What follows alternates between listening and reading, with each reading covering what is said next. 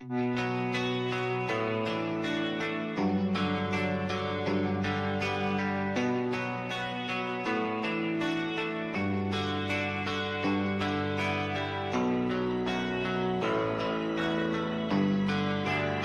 are you feeling?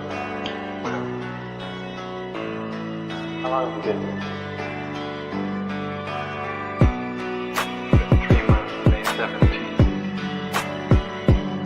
And what brought you?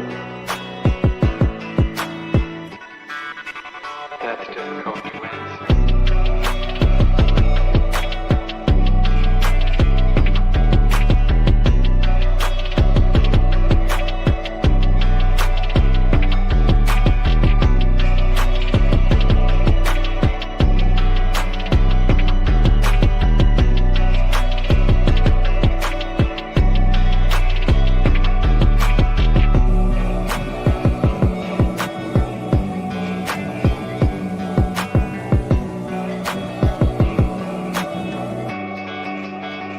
Some idea.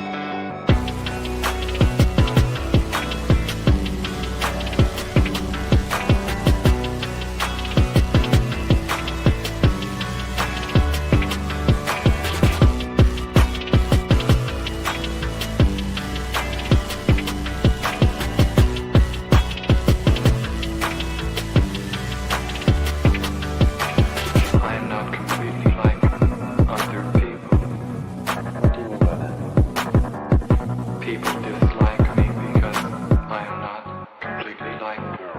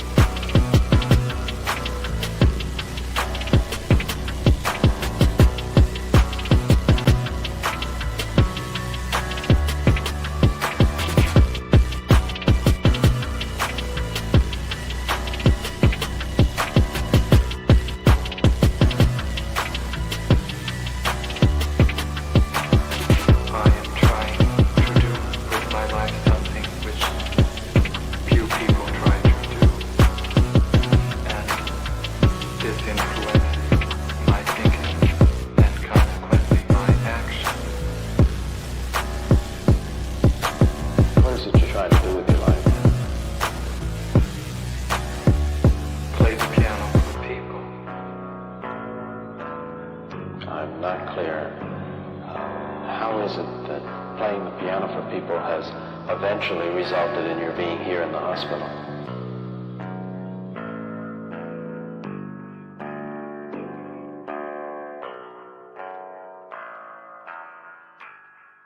That's difficult to answer.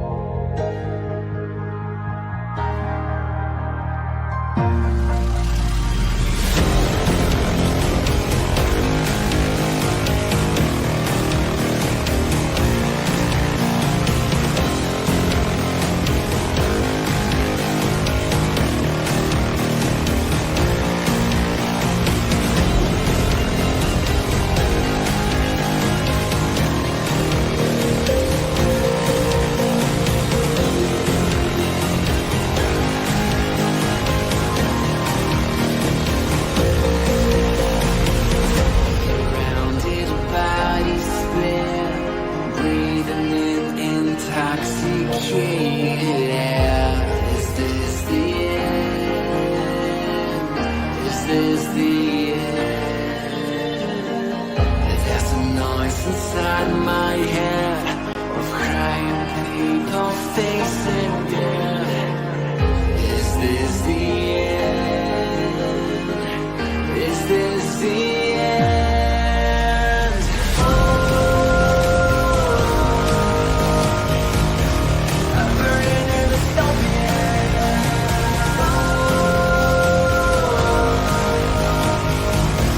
There's no place to hide.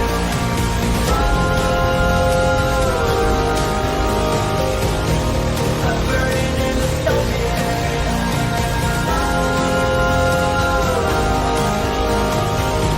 This is the final time. What have we done to the world?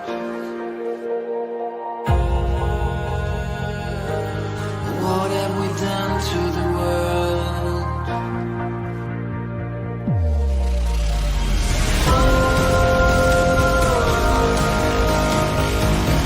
I'm burning in the dystopia.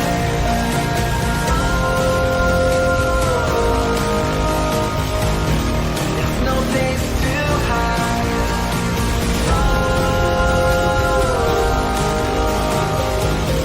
I'm burning in the dystopia. This is the final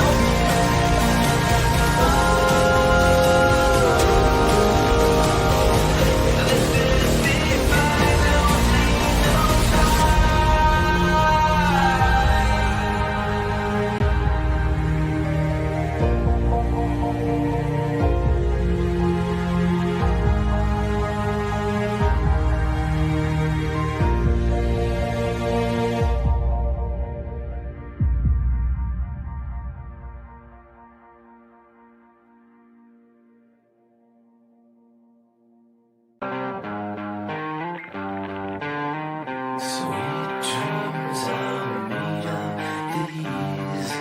Who am I to disagree?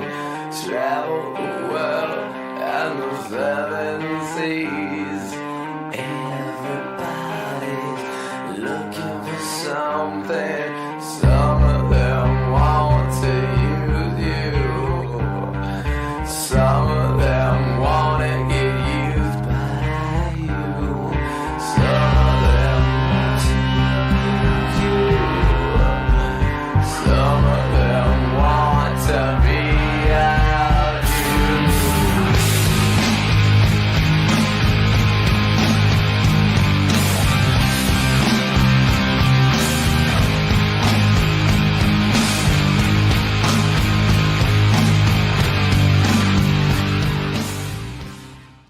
Who the fuck is Karlyn? She's just some sweet lady. She's like in a knitting. She does like a knitting stream. She's like a knitting YouTuber. She does knitting.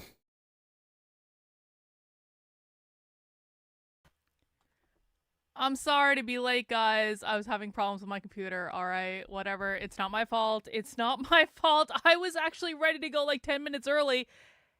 And then I started having problems with my computer. But you know what? We're here. We made it. We're only 24 minutes late. It's not my fault. All right. And we are very lucky and very blessed and have the privilege today because guess what?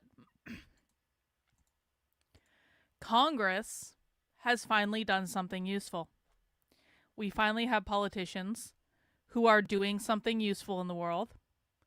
And there was a congressional hearing about aliens today. Now, the congressional hearing that I was hearing about all over the place was, of course, the anti-Semitism hearing. Because, of course, there have not yet been enough hearings about anti-Semitism on college campuses. There have been how many meetings have there been about anti-Semitism on college campuses in the last year? Maybe like a dozen. There haven't been enough yet. There's been no hearings into the political organizing activities of the unions. There's been no hearings into communist organizing on college campuses.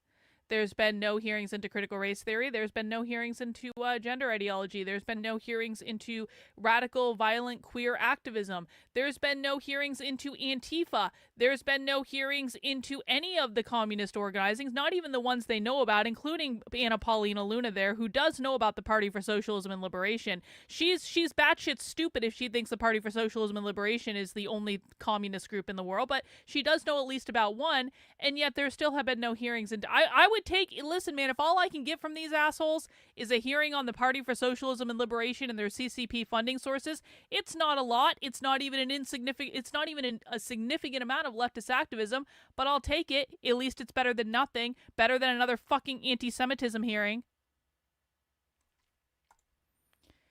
Oh, Becoming Brigitte started season 2 today. Oh, so Candace Owens is just completely giving the middle finger to the First Lady of France. I think that's pretty great. Anyway, so there was an anti-Semitism hearing today, and there's no fucking way I'm going to watch that. But then I found out that there were alien hearings today. Anna Paulina Luna is not giving up on this dream. Anna Paulina Luna is determined to reveal that aliens are a thing, and she's determined to force the government kicking and screaming into disclosure. And I think it's great. Listen, do I believe everything that's said at the alien hearings? I mean, I don't know, man. Some of it's pretty effing crazy. But do I believe that it could happen? Yeah. I believe our government probably has been covering up on aliens for a really long time. And, maybe an alien really did almost start World War III in the 80s, which is something that I heard was said at this hearing. So, you know what? We had a long, tough weekend. We watched a lot of socialism. We did another socialism call last night. I have so many F-off clips I need to make, it's ridiculous. I thought we were due for a bit of a lighter day, so we can do the alien hearings. I think that makes the most sense for us to watch right now. And so that is what we will do. We will watch the alien hearings today. And we're just going to think about aliens. And you know what? Maybe the aliens will come and destroy us all before the communists do it. Maybe the aliens will come and save us all before the communists do it. Maybe the aliens are our only hope. Because God knows, these do-nothing, conservative, clout-chasing, I don't even have the words for how I feel about Republicans right now. I don't even have the words for how retard would be maybe I actually think I feel something much more severe than the word retard, but let's just start off with that. Okay? Because I gotta tell you guys, you know what? I have reached the pinnacle of the clips that I can give Republicans regarding the far left in America. There's nowhere else I can go from here. There's literally not. Unless I get a communist flat out shooting a capitalist on video in full daylight with no distortion. There is literally nothing else that I can give Republicans at this point to try to force them to pay attention to the far left in America and put aside their conservative bullshit narrative for 30 seconds to focus on something that actually matters and to focus on something that is going to lead to the downfall of the country. Because yesterday, I gave them a clip of a Texas State University professor explicitly calling to overthrow the capitalist, bloodthirsty U.S. government. And explicitly calling for the formation of a revolutionary organization to do so. And he was presenting in the larger context of them figuring out how are we going to build this revolutionary organization to overthrow the government. And that was in a larger context of a larger conference about all the different ways in which they're going to try to overthrow the government. And it's and I have this whole thing on video. I haven't even really started releasing the clips yet. I've only released a couple of what I have. But I thought this might be enough. I thought that maybe finally, if I just gave them the most overt possible thing that I could give them to say, here is what they're doing, assholes. I thought maybe it would be enough. I thought maybe we would get there. But no. We have not gotten there. We have not gotten there at all. So I did speak to Ted Cruz's communications director again today. And you know what they're doing is, they're going to go have a meeting Ted Cruz's communications director has reviewed the video. Ted Cruz's communications director has elevated the video. And now they're trying to organize a meeting so they can all have a discussion about the video and decide what their position is and whether or not they want to issue some sort of statement or directive. And so, just so everyone knows, Ted Cruz and his staff literally have all the information, and they're literally going to have a strategy meeting on what they want to say about his Texas State University professor openly advocating for the communist overthrow of the government. They're going to have a meeting, and they're going to write a fucking memo, and maybe they won't even write a memo. Maybe we won't even get a memo. Maybe there'll be an internal memo of like, here's what happens when we find overt video of Texas taxpayer-funded faculty talking about overthrowing the government. I mean, I don't know. Me personally, I thought that this would be a little bit of an easier like sell to conservatives, but apparently it's not good enough, so they're going to go have a fucking meeting and have a strategy session about it. But you know what? At least there's hope. At least there's hope that he might do something. I also contacted the governor of Texas again today for the second day in a row. They seem to have misplaced the communication I sent them yesterday, so I had to send it all over again because they couldn't find it. And then I got some woman on the phone. I got some woman at the governor's office on the phone, and she's like, yeah, you know, can you just fill out the form on the website again? And I said to that woman, I was like, listen, can I just be straight with you? I have 86,000 Twitter followers. I already have 60,000 views on this video on Twitter. And if you guys don't give me a press email or a press contact that I can talk to right now, I am going to keep tweeting at the governor until he actually addresses the fucking issue. And guess what happened once I threatened her with my Twitter followers? Because that's all these people care about. Literally, it's all these people care about. Guess what happened as soon as she was all like, ma'am, I need you to fill out the website again. And then I was like, I have 86,000 Twitter followers. She was like, oh, let me get you that press contact right quick. I swear to God, you had never heard of someone getting a press contact so fast in their life. It wasn't enough that I'm calling the governor of Texas's office to say, hey guys, I have a video of a faculty member at your state university talking about the communist overthrow of the government. Do you guys want to do something about this? No, ma'am, can you fill out a form on our website? I have 86,000 Twitter followers. Here's the press contact, ma'am. Thank you. This is what's required with these people. I don't like being the person that has to call the governor of Texas to say, motherfucker, I will create a shitstorm for you on Twitter if you don't do your fucking job. I was obviously much nicer than that. But I don't want to be that person that does the I have Twitter followers flex, but it's literally the only thing these people care about. It's the only thing they care about. Are you going to make problems for me on Twitter? Oh, no. Oh, then I don't give an F if you've got a Texas State University faculty member calling for the communist overthrow of the government. I don't care. I also called the attorney general in Texas. I haven't reached out to Chip Roy's office again. I'm still waiting to hear back from them because I just contacted them yesterday. Still haven't heard anything from Texas State University. Still haven't heard anything from the president of Texas State University. Literally 0 Republicans in Texas have commented on this clip. 0.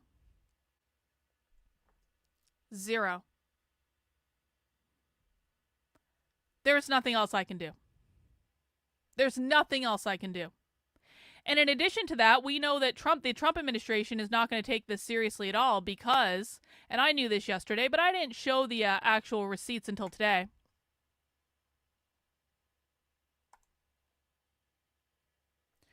Do you guys want to... I did a podcast earlier about this on the Substack. You can also find the on-demand recording of the live stream, but I'll just show people just in case. So yesterday, and I decided to do this last night. Yesterday I was like, do I release these DMs or don't I? But Harmeet has pissed me off enough that now... you know what happened? I'm going to tell you exactly what happened. After I asked Harmeet Dhillon, the Assistant Attorney General under Donald Trump, to pay attention to this video, she unfollowed me on Twitter. And she did that after she called me unhinged for asking her to pay attention to the video. And she did that after she critiqued my grammar. So there's some lead up to this part of the conversation, and I am more than happy to show the entire series of DMs. I have literally nothing to hide here. I just thought that it would be easiest to do it in these screenshots, but like I literally have no problem showing every single DM that I've ever had with Harmeet Dhillon, because if I showed every single DM that I've ever had with Harmeet Dhillon, it would be me sending her stuff about the left that she ignores. It would be me sending her clips about the socialists in Vermont and open rebellion against the Trump administration that she ignores. It would be clips of me sending her like other revolutionary socialists saying they're going to overthrow the government that she ignores. Harmeet Dhillon has literally ignored 100% of the things that I've ever sent her, and that's that. And part of the reason I was even sending it to her in the first place was because I wanted to be able to say one day, Harmeet, I've sent you all this shit. Why are you ignoring it? Did I see Tucker Carlson is doing a 9/11 documentary? All right, that sounds pretty great. Maybe we'll watch that next week. Appreciate it. So this is part of a conversation I had with Harmeet Dhillon about that clip of the Texas State faculty member openly calling for a communist overthrow of the government. And leading up to this, basically I said, Harmeet, I said something about Christopher Rufo. I was like, you've got to deal with stuff that's like not something that Christopher Rufo sent you. Because Harmeet will hop to in a second if Christopher Rufo sends her something, because Christopher Rufo is funded by the Zionists at the Manhattan Institute, and he's a bigwig in Washington, D.C., and so his stuff apparently is the only stuff that matters to the Trump administration. And I flat out said to her, I said, Harmeet, you actually have to interact with stuff that doesn't come out of the fucking Manhattan Institute. And she said, it's not a competition, Karlyn. And that, to me, that was the moment where I was like, go fuck yourself. I have literally never asked you people for anything except to actually deal with what's going on the left, and now you're treating me like I'm trying to make it a competition? No, asshole. You're the one making it a competition, Harmeet. You're the one with the tribe. You're the one with the fucking team. You're the one that won't interact with any information that doesn't come out of the Zionist-funded fucking Manhattan Institute. Of course, I was much nicer than that. But of course you can shout from the rooftops if you find that effective as opposed to unhinged.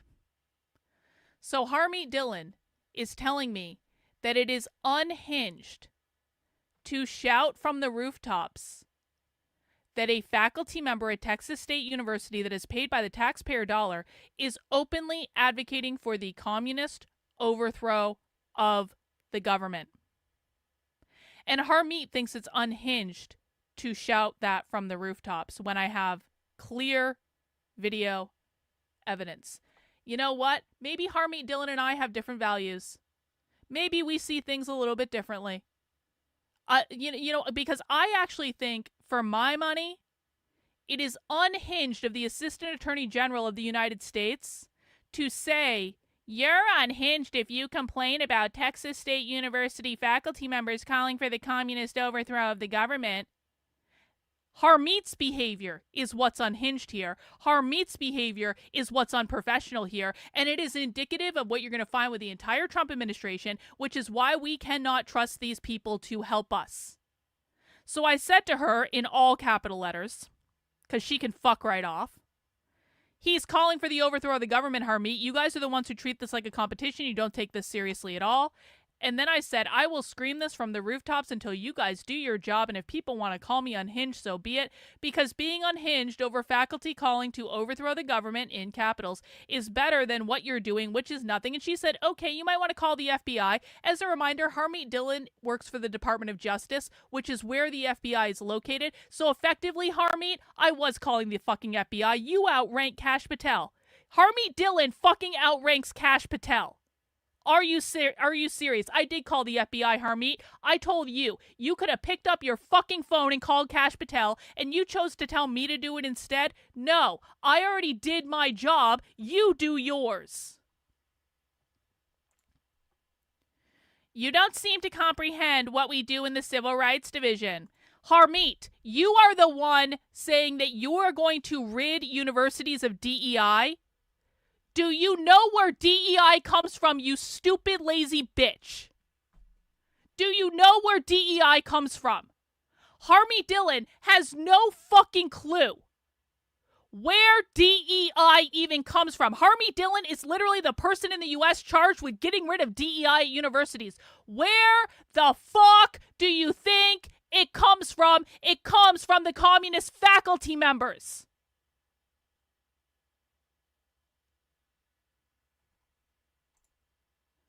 Using all caps is not more persuasive. And I said, you work for the government. You have them all in speed, but how you fucking call them, I did my job. So again, we cannot expect the Trump administration or anyone in this to take it seriously, especially when the person in charge of going after the universities for DEI doesn't even know the origin of DEI, doesn't understand any of what she's talking about, takes all of her talking points from the Zionist-funded Manhattan Institute, doesn't look at any other evidence at all, and then criticizes me for having all capital letters when I have a Texas State University faculty member talking about communist overthrow of the government on video.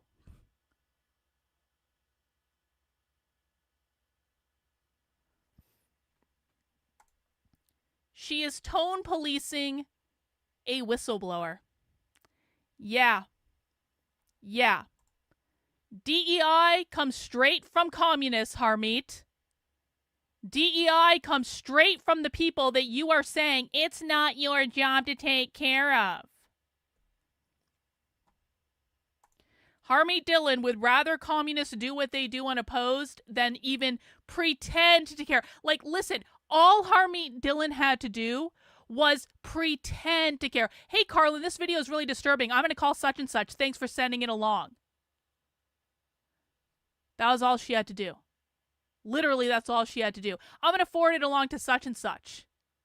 If it had been anti-Semitism on college campuses, she would have forwarded that right on to Leo Tyrell, who does work in his division, in her division, for her. So guess what, Harmeet? If Leo Tyrell works for Harmeet Dhillon, Leo Tyrell is the head of the anti-Semitism division within the Department of Justice. If that is within her purview, then I'm sorry, this is too. If it, like, literally, we said this when it happened. If that college professor had been saying anything anti-Semitic at all, what Harmeet would have said is, oh my gosh, I will forward this right over to Leo Tyrell. And it would have been taken care of. But no, because they didn't say anything anti-Semitic, because they just called for the communist overthrow of the government, Harmeet Dhillon didn't think this was her job to make a fucking phone call.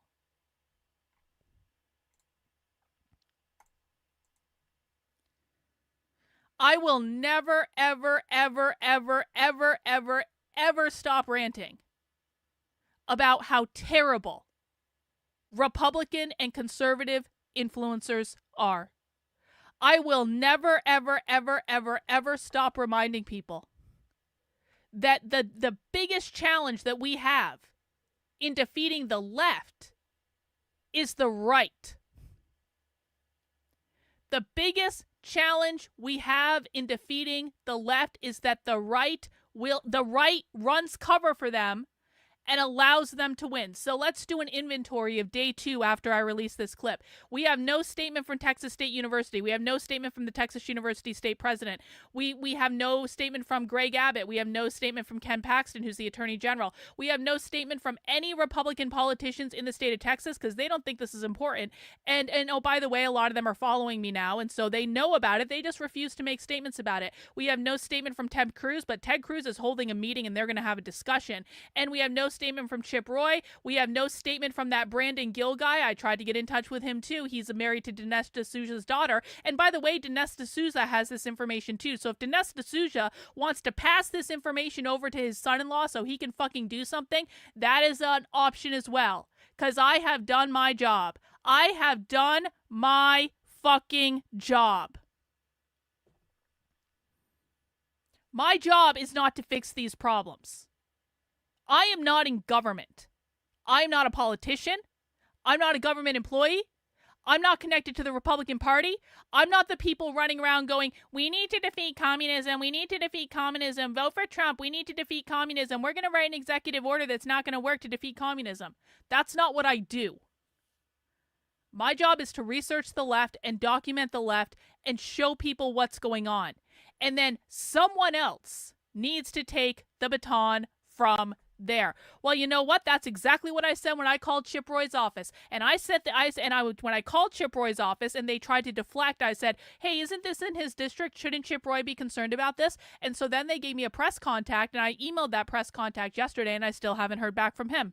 And I don't have any expectation that I'm going to hear back from any of these people. I don't have any expectation that anything's going to be done. I think that communist faculty member is still going to be teaching classes, still going to be teaching future teachers, and it's all the fault of the Republicans. It is 100% the fault of the do-nothing Republicans who refuse to get off their asses for anything other than the approved narrative. If it's something that they find, oh, they'll scream about it from the rooftops, and it's totally not unhinged at all. But if it's something that someone else finds, no, they're not going to share that. No, gatekeeping. We can't possibly share that from that. Are you serious? That's what it's like, guys.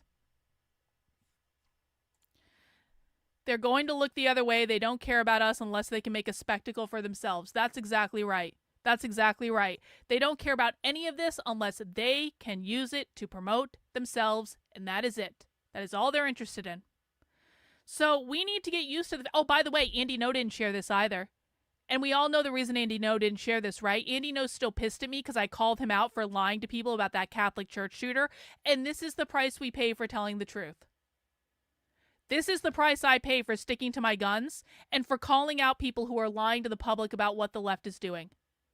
Is all of a sudden you don't follow their narrative, you don't go along with what they want, even if they're overtly lying to the public. These people have no ethics, they have no intellectual integrity, they have no principles. And it sucks. And I still hear from conservatives all the time, well, Karlyn, maybe you would get more traction if you were just nicer to people. No. I was nice to Harmeet Dhillon for 5 years. I was nice to Harmeet Dhillon for 5 fucking years. I defended Harmeet Dhillon when she was attacked by the Groypers, and quite frankly, I took shit from the Groypers for defending Harmeet Dhillon when they attacked her. I have been nice to that bitch for far too long for her not to take the rare times that I even bothered her with anything. The only time I even messaged Harmeet Dhillon was when I had a clip of the left that I thought, maybe she would be interested in. That's literally the only time I messaged her. And for this to be the reaction, and this woman has done nothing for me in 5 years. She supported my work with like $100 one time because she was subscribed to my stuff for a while, but then she unsubscribed. Which is fine. No one had but like I'm saying, it's not as though she was financially supporting my work in any significant way. She shared my stuff on Twitter a couple times. You want me to keep my mouth shut for a couple fucking retweets on Twitter? No. I have a long history of calling out people on the right who are not what they claim to be, because those people make our lives harder, and those people make it more likely that the left is going to win, not less.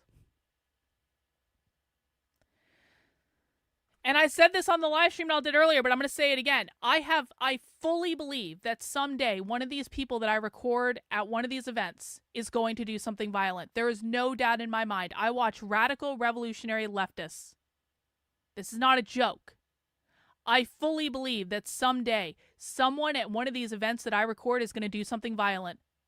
And the minute that happens, the very minute that happens, I am releasing a full list of all the politicians and all the fucking influencers who knew about that person because I had already sent them the story and they ignored it. And you guys would not believe it. We're talking it would be every major conservative influencer. It would be every major conservative media outlet. I tried so hard for years and years and years and years and years to get these people to pay attention. The minute that someone that I record at one of these events does something violent, that list is getting released. And then we're going to see the results of the do-nothing, feckless, cowardly retards that are on the conservative right. Anyway. That's my rant about that. If you want to support independent journalism showing you things about the far left that literally no one else on the internet is showing you, that conservatives will ignore until someone gets shot or there's some violent episode, and maybe even they'll still ignore it then. No, Laura Loomer can go fuck herself. That's another one I do. No. Someone said Laura Loomer on Rumble. No, that's not going to happen. No, she doesn't care either. The only thing Laura Loomer cares about is promoting herself and her relationship with Trump, and that's it. I promise you, I used to try to send stuff to Laura Loomer. She doesn't give a fuck.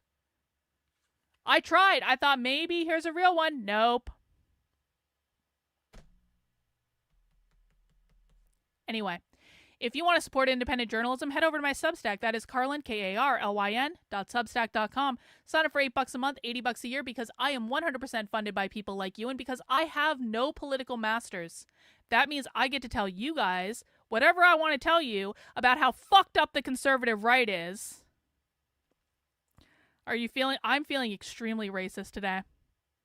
I'm not even going to cover what happened to that girl, man. I'm not even, if you guys haven't seen the video of what happened to that white girl getting stabbed by that black guy, I don't even want to talk about it. I don't want to talk about it. I'm definitely more racist today than I was before, though. I am definitely more racist today than I was before. But I don't want to talk about that. You know what I want to talk about? I want to talk about aliens. We're going to watch an alien hearing, and that's what it's going to be. And so that's what we're going to do for the rest of the stream. We're going to watch an alien hearing. And, maybe the aliens are going to come and destroy us all. And maybe the aliens are going to come and just take care of the whole situation. And, we won't have to worry about it anymore. And so we're going to watch aliens. And that's what we're going to do. So anyway, mount the like button. You're those fucking reptilians. We like the grays, though. Okay, let's get the alien hearing started. Official review panel has confirmed any sighting of UAP-represented extraterrestrial technology. As the most error-ridden and unsatisfactory government report I can recall reading after decades of government service. Mellon further noted that this was a first error report submitted to Congress without the Director of National Intelligence's sign-off and seemingly excluded input from any scholars or experts who have studied or written extensively about this topic, as would normally be in any other case in this field. Mellon determined that this report failed to fulfill the congressional mandate under which it was required, omitted entire agencies with known investigations or activities related to UAPs, and omitted any discussion of efforts to hide classified or unclassified information about UAP. Such efforts were unaddressed by the report, despite the existence of agency records and investigations concurring with them, including those at U.S. Customs and Border Protection. If we set up offices and oversight bodies only to let them become graveyards for testimony, or worse yet, ruses for pretending to investigate when in actuality there was no follow-up, then we are not doing our jobs. In recent months, Congress has also been presented with evidence that points to technologies that, to our knowledge, are beyond our current capabilities. It is our duty as elected representatives to follow the facts wherever they lead and to ensure that those facts are not buried under classification stamps or bureaucratic excuses. Let me be clear, whether UAPs represent adversarial technology, natural phenomena, or something beyond current human understanding, Congress has a responsibility to investigate. If these objects are foreign in origin, then they pose a direct threat to our national security. And if they represent something unknown, they demand rigorous scientific inquiry, not ridicule, not secrecy, and not silence. The stakes are very high. Adversarial nations are not waiting for us to catch up. They are studying these phenomena as well aggressively, as multiple nations have also announced their own parliamentary investigations into this very topic. If we are to continue to hide information from ourselves, we risk strategic surprise. If we continue to ignore our pilots and service members, as well as countless government whistleblowers, we risk losing their trust. And if we continue to shield the truth from the public, we risk eroding the very foundation of democratic accountability. This is why this hearing matters. This is not about fueling speculation. This is about demanding the basic transparency from the Department of Defense and the intelligence community and other military contractors. It is about asking the questions every American has the right to ask. What do we know? What don't we know? And why in a free society are we being told so little? A major barrier to this committee's inquiry into UAPs has been the lack of cooperation and transparency from the Department of Defense and the intelligence community. In preparation for previous UAP hearings, the committee repeatedly asked the Department of Defense to allow members to view videos and files related to UAP incidences. Unfortunately, the Department of Defense notified the committee staff that due to the department's special access program rules, only members of the House Armed Service Committee, as well as the Defense Subcommittee on House Appropriations, also known as Wow. HACD, were allowed to be read in onto such programs. For a non-committee member to be allowed to view these documents and videos, individual members must be approved by the chairman and ranking member of both HASC and HACD. Independent SAP oversight has presented a consistent problem for Congress, as well as program budgets are classified. Additionally, oversight reporting to Congress is classified and only provided to the authorizing and appropriations committees of jurisdiction. The American people are not fragile. They do not need to be shielded like children from reality. What they cannot tolerate and what they will not forgive is a government that withholds the truth and punishes those who dare to speak up. I want to close with this. Future generations will look back at this moment and ask what we did when presented with the unknown. Did we look away, embarrassed or afraid, or did we pursue the truth with courage?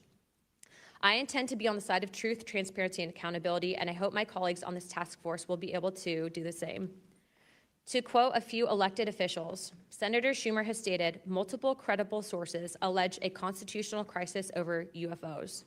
Senator Rounds has stated that these are brilliant individuals and they are not making this stuff up.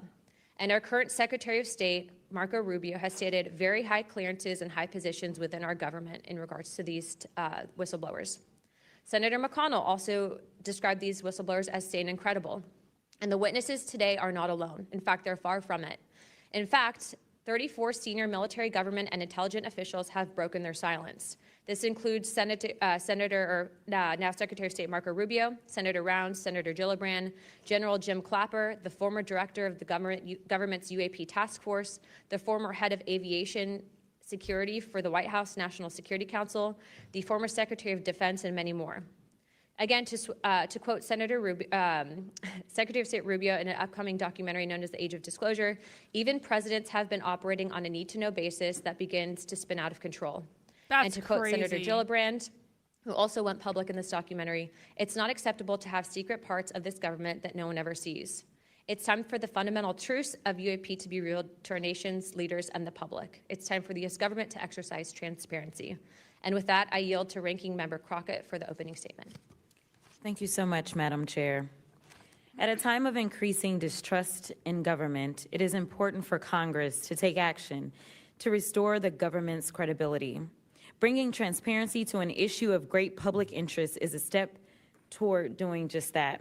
So I thank Chairwoman Luna for calling this bipartisan hearing to discuss unidentified anomalous phenomena, or UAP, which is today's term for what was commonly known as UFOs, unidentified flying objects. And while some people think of flying saucers when they hear these terms, it is vital that we focus on the real-world impact of UAPs on critical infrastructure, civilian safety, and national security. There is good reason to believe that most UAPs have origins far closer to home. Currently, NASA has not found any evidence that any UAPs have an extraterrestrial origin. Our adversaries are working to develop new capabilities to gain military advantages, and those efforts are likely explanation for the mysteries that we have observed. Nevertheless, the federal government has a responsibility to the American people to investigate and provide transparent disclosures about every incident. The federal government is equally obligated to protect those who report what they've seen, especially to commanding officers and supervisors. And Congress should do everything in its power to protect whistleblowers and conduct oversight of agencies that are failing to provide that protection. Democracy depends on transparency, and transparency often relies on the courage of individuals willing to risk their careers, reputations, and in some cases, their personal safety to tell the truth. So I look forward to hearing from the witnesses today. We should welcome their accounts and acknowledge the bravery they have shown to come before us. We must ensure that all whistleblowers feel that they can come to Congress to tell their stories without fear of retaliation or professional consequences. We need transparency, not just to make better policy, but also to ensure that information flows between all those who need it. There are too many tragic examples in our history where information lapses and a lack of cross-agency coordination led to disaster. Just this year, failure to communicate between FAA and the Department of Defense led to tragedy over the Potomac. The Biden-Harris administration sought to eliminate some of these lapses when it established the All-Domain Anomaly Resolution Office at the Department of Defense. AARO can convene sources from all branches of military, the FAA, and NASA to combine forces to create a comprehensive picture of what is happening in our skies. Some UAP reports have perfectly normal explanations: satellites, consumer drones, weather balloons, even pranks. But we need to track down each and every single UAP. The United States has millions of eyes in the sky, both electronic and human. But only the combination of civilian, commercial, and military sources can begin to create a complete picture. So we need to ensure that people can come forward and report what they have seen to the relevant authorities, and they have to have the right to do so without fear of retaliation. This country has a history of dedicated public servants standing up for what is right, even in the face of potential consequences. From the Pentagon Papers to Watergate to torture programs, whistleblowers have not only informed the public, but also empowered Congress to fulfill its constitutional duty of oversight. Past Congresses have written laws to grant legal protection for whistleblowers, and it is up to us to work responsibly with all sources to hold the executive branch accountable. We are here today to listen to the stories of those who have witnessed events of interest to the American people, and to support the policies that cultivate an environment that welcomes and protects whistleblowers. I hope this hearing will be an example of the respect and protection whistleblowers deserve and the importance of conducting oversight of the federal government. I yield back. I am pleased to welcome the panel of witnesses for today's hearing. I'd first like to welcome Mr. Jeffrey Nusatelli. He's a United States Air Force veteran and a career federal employee with more than 20 years of experience in national security, law enforcement, and public administration. Next, we have Mr. Alexandra Wiggins. Mr. Wiggins is currently serving as a Senior Chief Operations Specialist in the United States Navy. Mr. Wiggins is testifying in his personal capacity today and not on behalf of the United States Navy. Next, I would like to recognize the gentlewoman from Nevada, Representative Titus. Thank you very much, Madam Chairman, ranking members, for allowing me to sit with you on this panel today. I'm honored to be able to introduce a witness here who is from my district, George Knapp, who has been the definitive expert and reporter on this topic that you're exploring today, UAPs or UFOs. George is a longtime friend, I'll say that up front, but a very respected journalist and a recognized expert in this field nationally and internationally. Just a little something about George. He came to Las Vegas in 1979 and joined KLS television station as a general assignment reporter in 1981. Since 1995, he's been the chief investigative reporter for that channel. He also hosts a national radio show you can listen to on Coast to Coast AM, which covers many of the paranormal topics that y'all are discussing. Over the years, George has been, as I said, recognized for his work. He's been honored with the Peabody Award, the DuPont Award, the Edward Murrow Award, and 27 different regional Emmys for his investigative reporting. Seriously? Indeed, he has told Nevada's story with clarity, with objectivity, and with integrity. So I know that his testimony today is going to be of great interest and value to this committee. So thank you very much. It's pretty decorated. Next, we have Mr. Dylan Borland. Mr. Borland is a United States Air Force veteran and has a long career in federal service. And finally, I'd like to introduce Mr. Joe Spielberger, a senior policy counsel at the Project of Government Oversight. Pursuant to Committee Rule 9G, the witnesses will please stand and raise their right hand.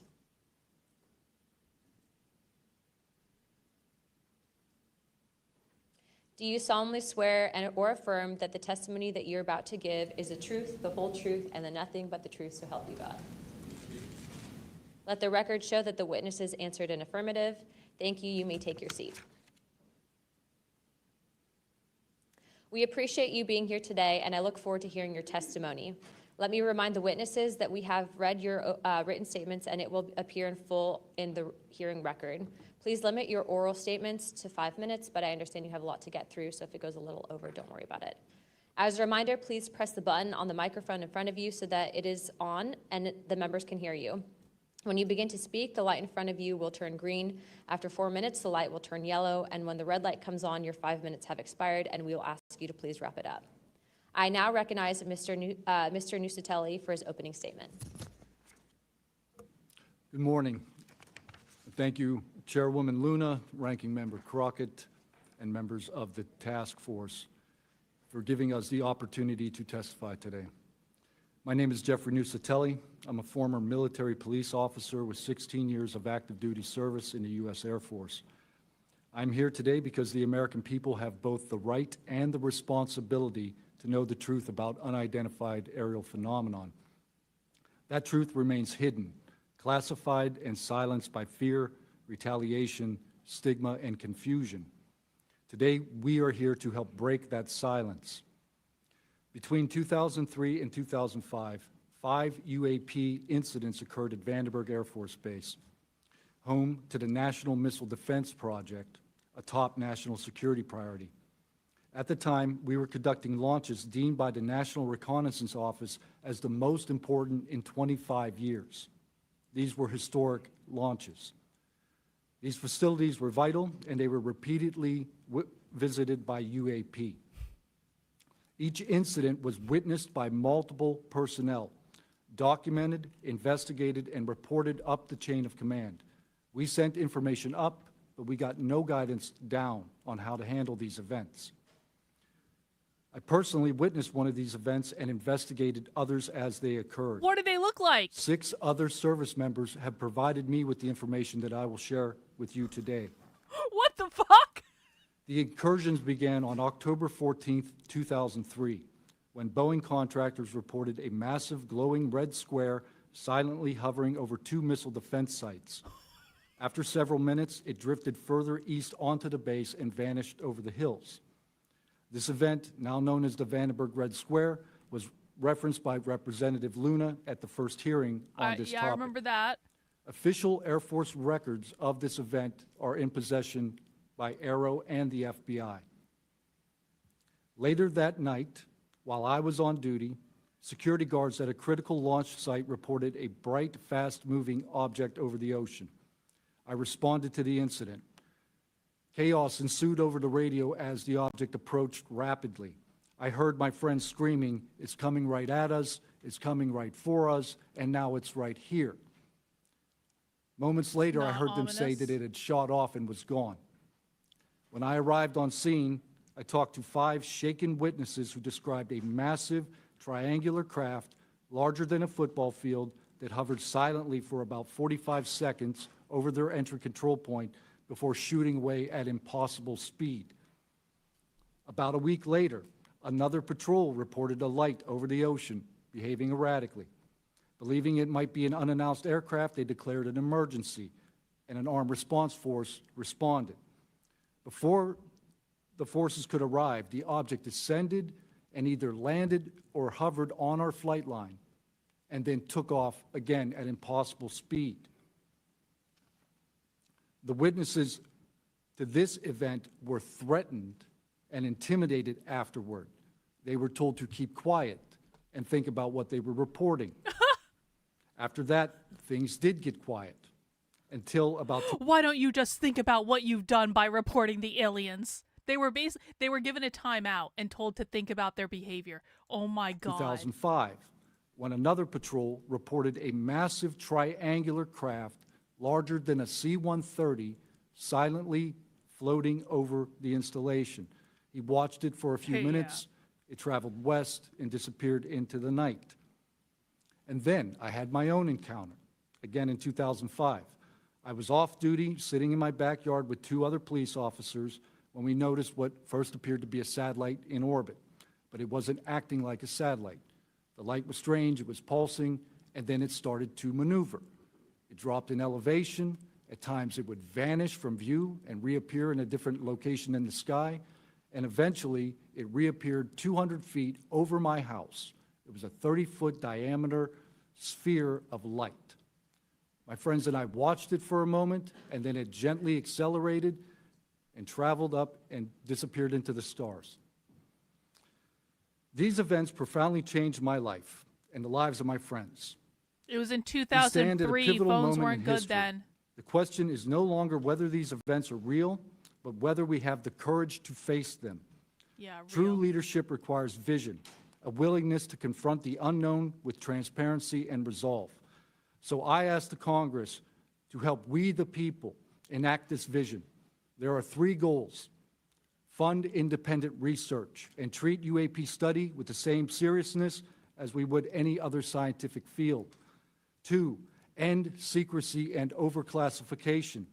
Transparency is the foundation of truth.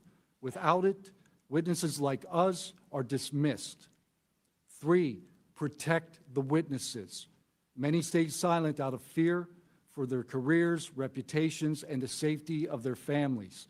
Protect them, Hey, listen. and you will embolden others to join. So on Rumble, Zoe Joey's saying Nick is on Jimmy Dore tomorrow at 3 p.m. Listen, man, Nick Fuentes doesn't need me to promote him. And by the way, like, honestly, based in a New York Times article, if people don't know, the New York Times did a whole write-up on Nick, and that's actually crazy. But Nick doesn't need me to promote him. So best of luck to him. I'm going to be doing something else at 3 tomorrow. So sorry. This cause. These phenomena challenge our deepest assumptions about reality, consciousness, and our place in the universe. Exploring them can unlock transformative Really? breakthroughs in technology, Which one, the guy with the biology, hair? and human understanding. The guy with the Let white this hair? be the moment when America chooses courage over fear, transparency over secrecy, and progress over stagnation. He looks like he would Let's be a show the quack. world that our nation leads not only through strength, but through fearless pursuit of the truth. The guy on the left, this guy. Thank you, Mr. Nusatelli. Hang on, Leads this not guy only right through here. strength, but through fearless pursuit of the truth. He doesn't look much better than the guy with Thank white you. hair, honestly. Thank you, Mr. Nusatelli.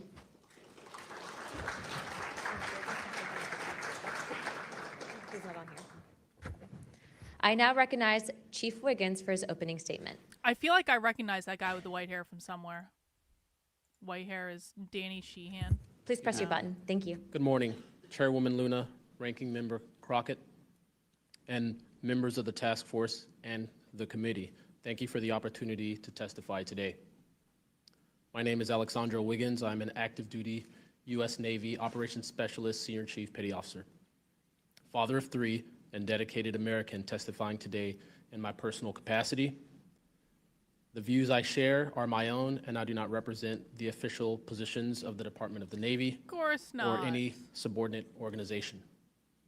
On the evening of February 15th, 2023, at approximately 19:15 PST, in the Whiskey 291 warning area off the coast of Southern California, I was serving on board USS Jackson.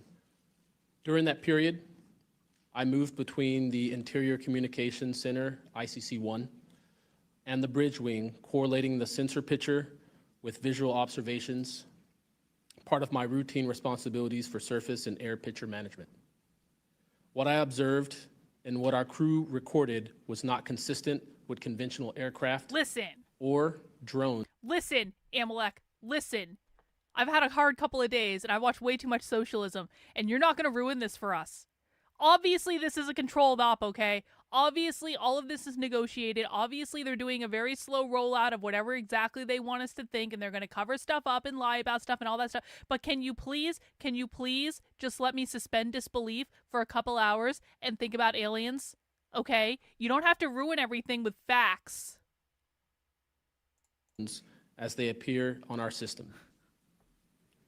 A self-luminous tic-tac shaped object emerged from the ocean before linking up with 3 other similar objects. The 4 then disappeared simultaneously with a high synchronized, near instantaneous acceleration.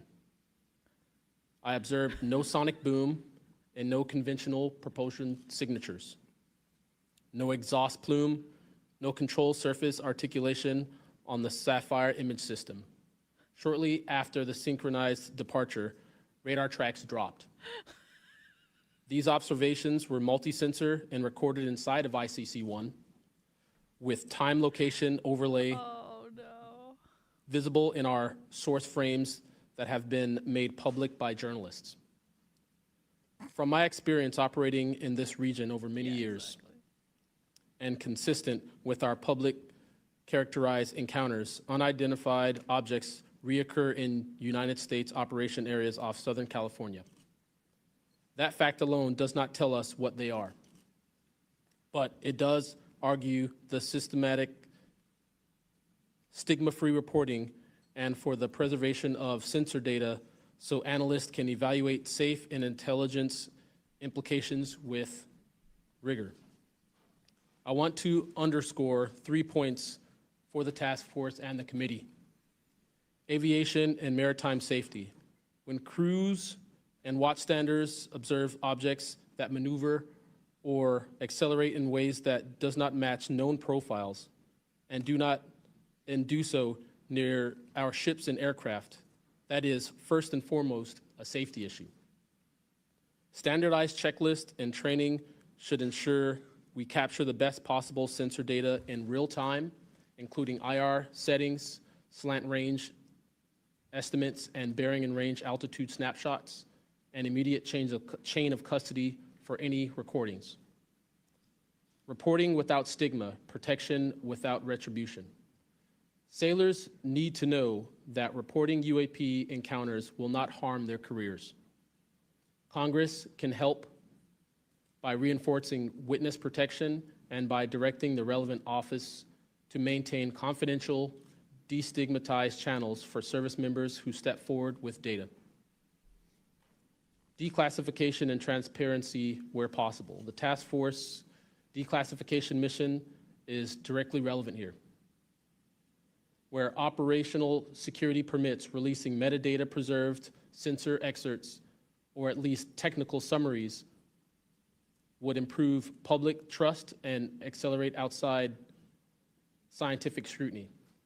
That includes, when feasible, the time geo-reference IR frames and radar parameters needed for independent analysis. To be clear, I am not here to make claims beyond my lane. I am here to provide a first-hand account of what I saw, what our systems recorded, and why it matters for safety, for intelligence, and public confidence. My request to you is practical. Help us capture, protect, fairly evaluate the evidence, and provide a safe pathway for those in uniform to report it. In closing, I want to thank the committee and the task force for holding this hearing and for placing this discussion in a forum where evidence can be examined carefully and openly. I appreciate your attention and stand ready to answer your questions. Thank you. Thank you, Chief. At least it's a welcoming room, I guess. They're all. I on the now same recognize team. Mr. Knapp for his opening statement.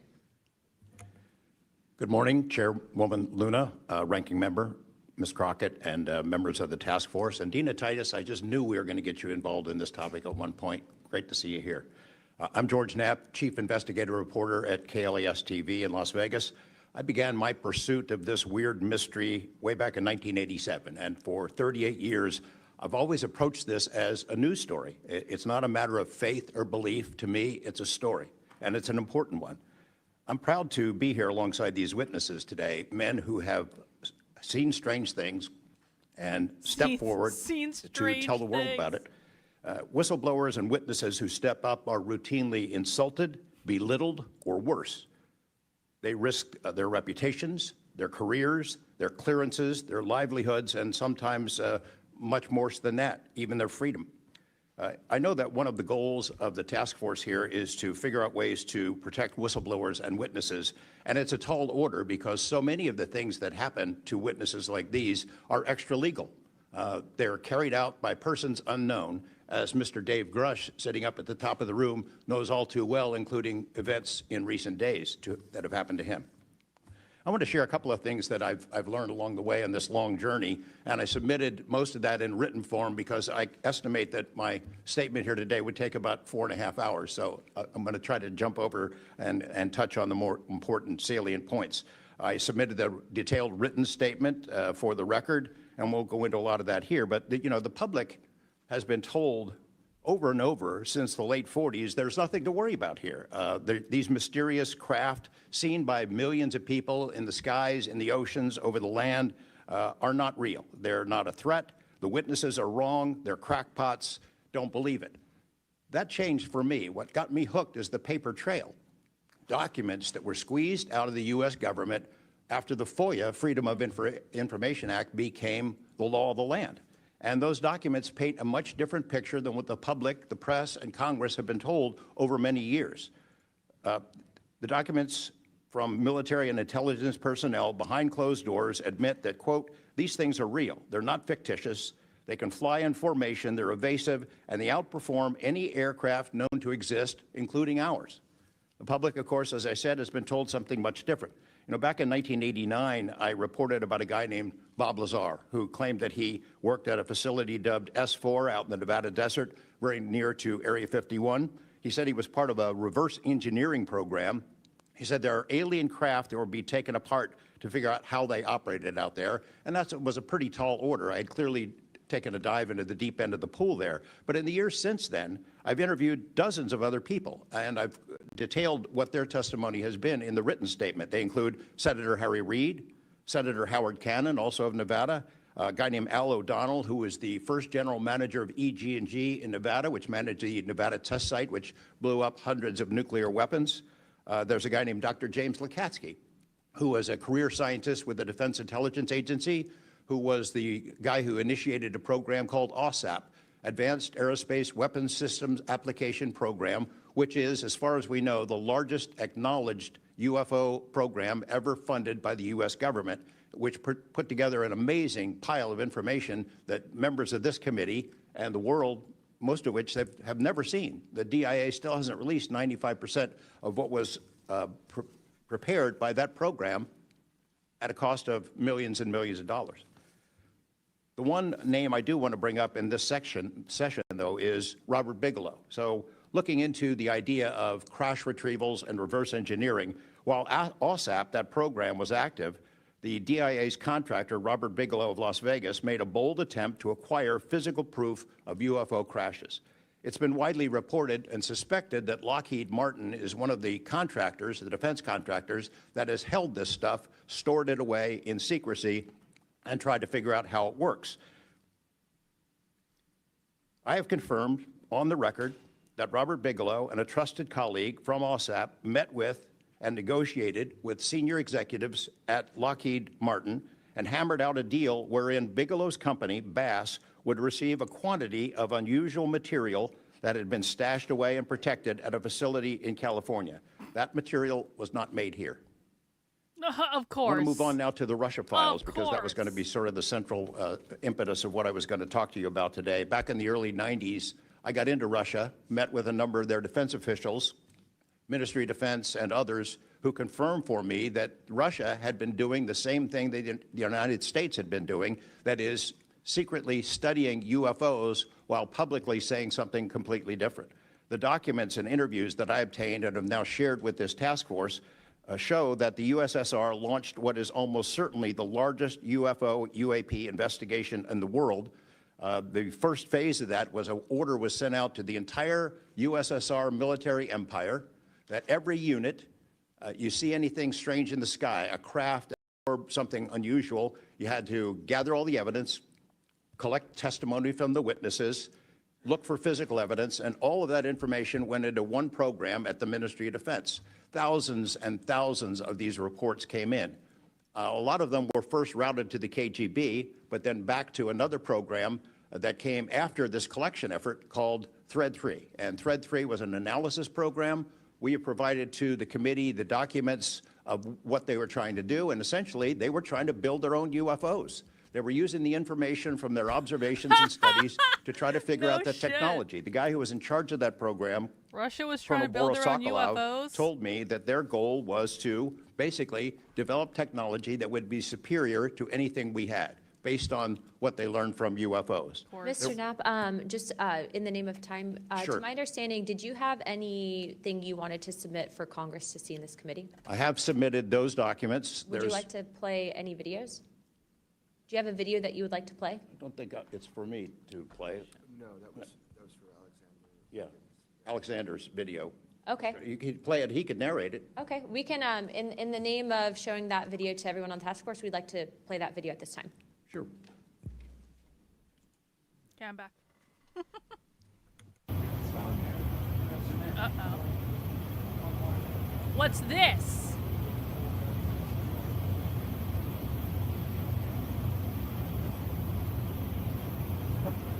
What's that? Wouldn't surprise you, I tell you. You call it the VVSS team. What's it doing?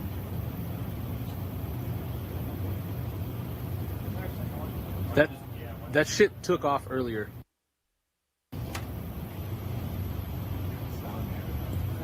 If we can get rid of the audio real quick. Mr. Wiggins and Mr. Knapp, we'll get back to what that video was in a moment, but we just want to make sure that it was entered into the record, as well as all the documents. Those will be able to be publicly found for everyone in the country to view.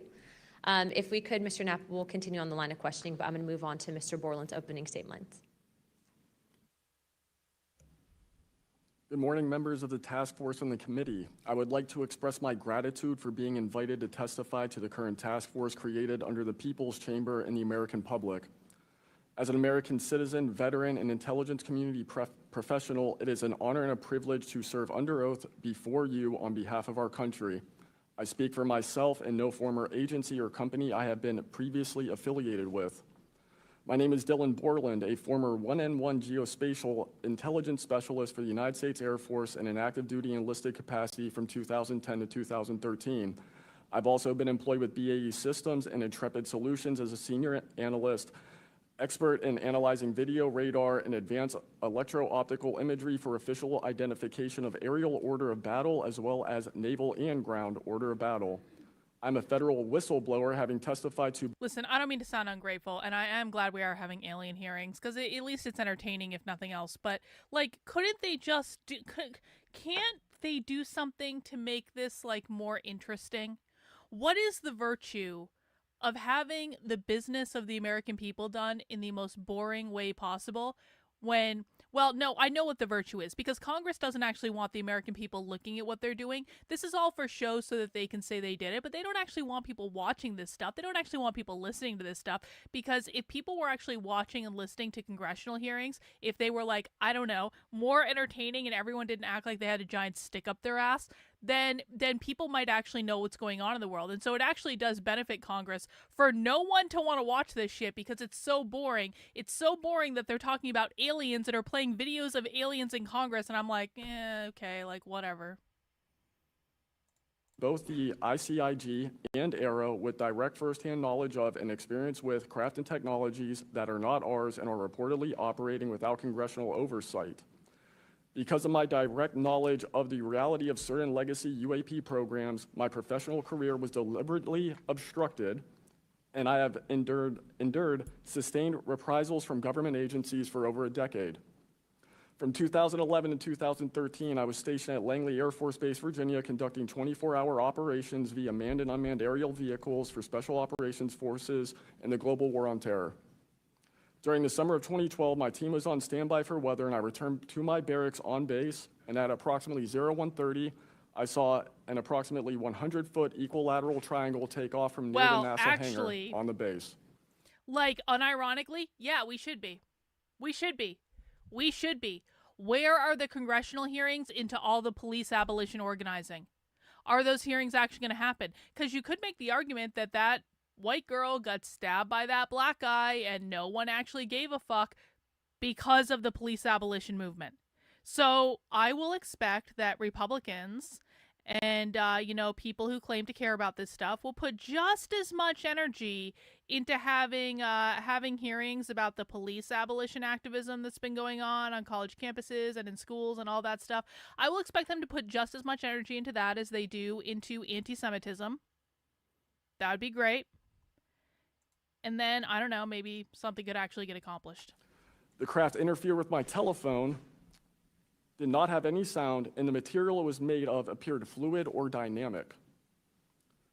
I was under this triangular craft for a few minutes, and then it rapidly ascended to commercial jet level in seconds, displaying zero kinetic disturbance, sound, or wind displacement. Some years after that experience, I was further exposed to classified information from the UAP legacy crash retrieval program through a sensitive position I held within a special access program. During this time, intelligence officers approached me in fear for their own careers, citing misconduct within these programs and similar retaliation that I was already enduring at this time. These issues include medical malpractice committed by Veterans Affairs staff, denial of work I performed while enlisted in the United States Air Force, forged and manipulated employment documents, workplace harassment, including colleagues being directed to not speak with me, manipulation of my security clearance by certain agencies, blocking, delaying, and ultimately removing my ability to be employed within the IC. The retaliation I face and the retaliation against individuals I know who worked in these programs is what convinced me in March 2023 to become a whistleblower. I came forward out of concern for people's lives and to ensure I did everything I could to let our elected representatives know the truth about what is really happening in the executive branch. At the end of March 2023, I agreed to meet with Arrow following the suggestion of other federal officials believing it was what our nation required of me. I had reservations with Arrow due to assessments they were reporting publicly at the time as a misrepresentation of the truth. Because of these concerns, I did not share sources and methods information in order to protect current and former federal personnel who had firsthand exposure to technologies of unknown origin. I did not want anyone to face further retaliation beyond what they had already endured. And unfortunately, a staff member ended up getting in some trouble because of that. After David Grush testified under oath in the summer of 2023 and provided historic disclosure, I was then asked to go to the ICIG and did so in August 2023. It was very clear early on during my intake interview, which was video recorded under oath, that the objective was to solely assess how much I know and not move forward with an investigation with new information I provided them. The aftermath of that IG complaint still troubles me to this day. Since my ICIG complaint, I've been prevented from resuming prior employment and can confirm I'm still blacklisted from certain agencies within the intelligence community.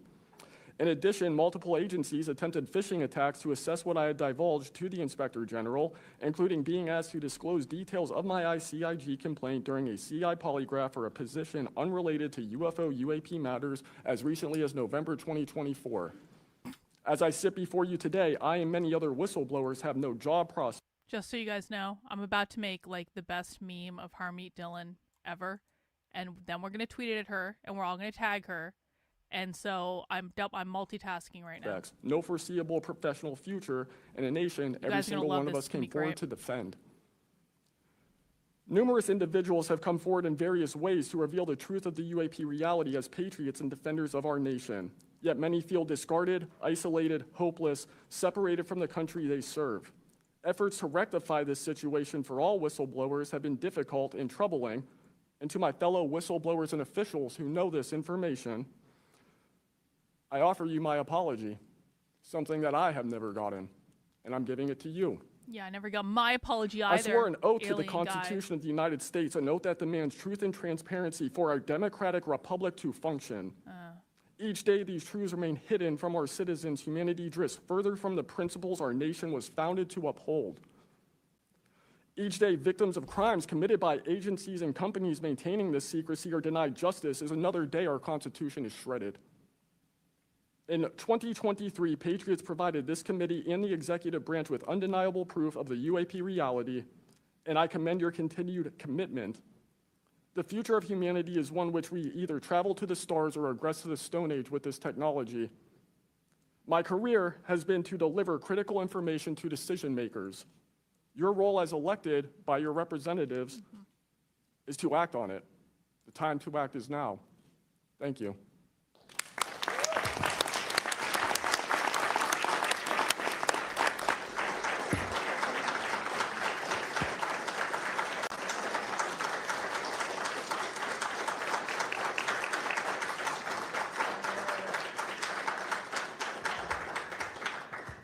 Mr. Borland, thank you for your service to our country, and we appreciate you. And we are sorry about how you've been treated, and we will make sure that we try to rectify that situation. Thank you, ma'am. Mr. Spielberger, please, your opening remarks. Chairwoman Luna, Ranking Member Crockett, and Task Force members, thank you for the opportunity to testify here today about the importance of strengthening whistleblower protections, especially in the context of national security. I'm a senior policy counsel at the Project on Government Oversight, a nonpartisan independent watchdog organization that investigates and exposes waste, corruption, abuse of power, and when the government fails to serve the public or silences those who report wrongdoing. Whistleblowers are the first line of defense to root out waste, fraud, abuse of power, and corruption in our government. Congress relies on whistleblowers so that it can fully exercise its oversight and legislative authorities. It's understandable that former presidents of both parties have often taken a hostile approach toward whistleblowers. Their disclosures can embarrass the president and their political party or even lead to a national scandal. But whistleblowers continue to play a vital role during both Democratic and Republican administrations. They help Congress and the public identify and understand what government corruption looks like. Their disclosures fuel investigations and allow us to address wrongdoing and hold those responsible to account. That's why historically there's been a strong bipartisan consensus in Congress to support and protect whistleblowers. Doing so protects the country and ensures our government is more responsive and accountable to the people. National security whistleblowing in particular is a tradition going back to the founding of our country, and over time, national security whistleblowers and their disclosures have impacted some of the most fundamental issues and questions about how we wish to be governed and how our government can better serve its people. From the role the U.S. plays around the world to holding powerful actors accountable, government ethics and transparency, human rights and civil liberties, executive branch authority, First Amendment freedoms of speech and dissent, freedom of the press, and the public's interest and right to know. Despite this invaluable public service, blowing the whistle comes at great personal risk. Whistleblowers risk losing their jobs, careers, livelihoods, and reputations. They can face retaliatory investigations, lawsuits, and even serious criminal charges. And they can endure deep mental, emotional, and psychological harm. All of that risk to speak the truth, to ensure that agencies fulfill their core missions, and that they serve the best interests of the people. Those who retaliate against whistleblowers don't just violate their legal rights, they inflict real harm on our government and betray the public's trust. Targeting whistleblowers instead of the corruption they expose wastes agency resources and further allows that corruption to continue unaddressed. It can instill a chilling effect across an agency, fostering a climate of fear and distrust, quieting dissent and free speech, and deterring potential whistleblowers from coming forward in the future. Whistleblowers are often some of the most dedicated and principled public servants we have because of their willingness to put themselves on the line to do what's right. And Congress has historically supported them, again, on a bipartisan basis, but unfortunately, whistleblowing has increasingly become more politicized, with support for whistleblowers often hinging on which party is in power and which party is politically inconvenienced by the misconduct being exposed. But to be clear, targeting whistleblowers individually risks undermining whistleblowing, period. POGO advises members of Congress on both sides of the aisle to focus on the evidence, not the individual. We will always need whistleblowers to achieve the government that best serves its people, because when people of conscience, integrity, and good character refuse to speak up out of fear, complacency, or self-preservation, and leave corruption to fester behind closed doors, that is probably the most dangerous risk of all.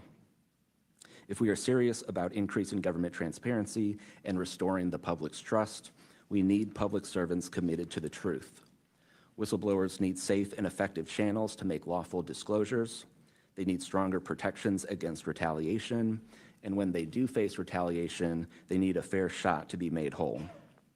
Congress has made strides to pass whistleblower legislation, and these laws need to be updated and expanded so that whistleblowers truly receive the protections they need, retaliators are held accountable, and we can achieve the type of government the people deserve.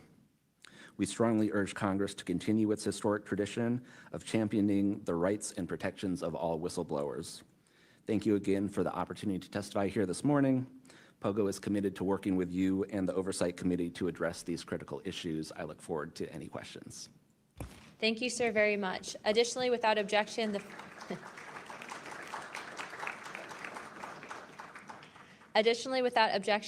following members are waived onto the task force for the purpose of questioning witnesses at today's hearing: Representative Perry of Pennsylvania and Representative Grothman of Wisconsin.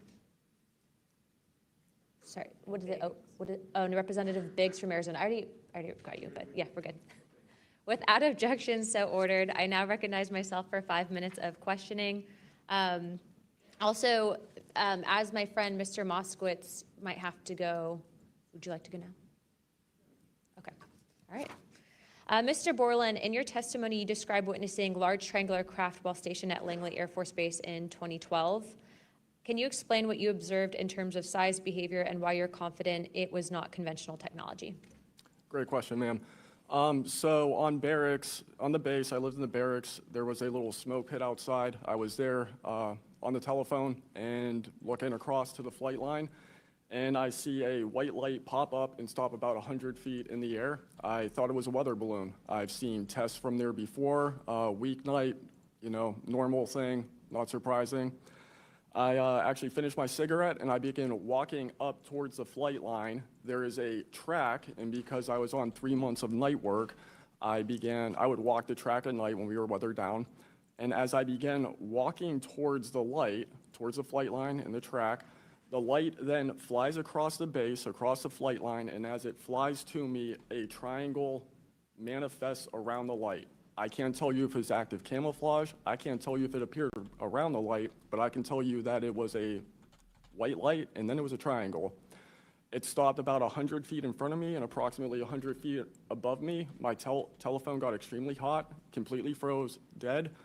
I remember how thick it was. It was between 1 to 2 stories thick, equilateral triangle. I could never see the top of it, and the edges were 90 degrees. There were 4 lights in total, 1 light on each corner and a larger light in the center, 2 to 3 times the size of the corner lights. But what was really odd was the outside. The best way to describe it is like looking at a James Webb telescope picture where you have the colors and then the black background. So the craft itself was this black metallic flake paint, but on top of the craft was this gold, lava, plasma, some type of fluid going over and around the craft.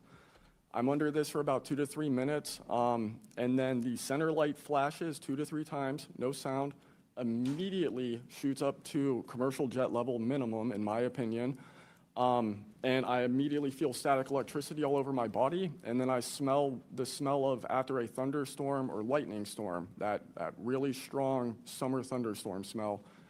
Gets up to flight level. I'm trying to get my phone reset, and I can only see the center light at this point. If I didn't actually see it take off, I would have thought it was a star.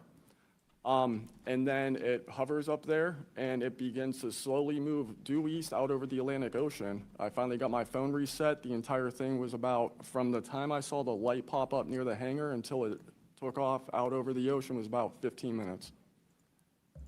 And following up to that question, after you disclosed this information to the intelligence community, Inspector General, you were subject to phishing attempts and job blacklisting. How widespread do you think this is across the intelligence community for those who raise concerns regarding UAP programs? It's a difficult question to answer. I think prior to David Grush and people beginning this process of bringing people into awareness of the reality of these programs and certain things people have witnessed, probably extremely widespread. I think today there's still an issue, but because people are able to come before you and people are speaking out, I think it has been somewhat less. I would hope, though, that people would, because if this goes back into closed doors, this is going to get really ugly. What type of behavior have you witnessed from former Aero director Sean Kilpatrick as well as his staff in relate to this information you provided to them? Did they ever try to classify this information as non-human technology?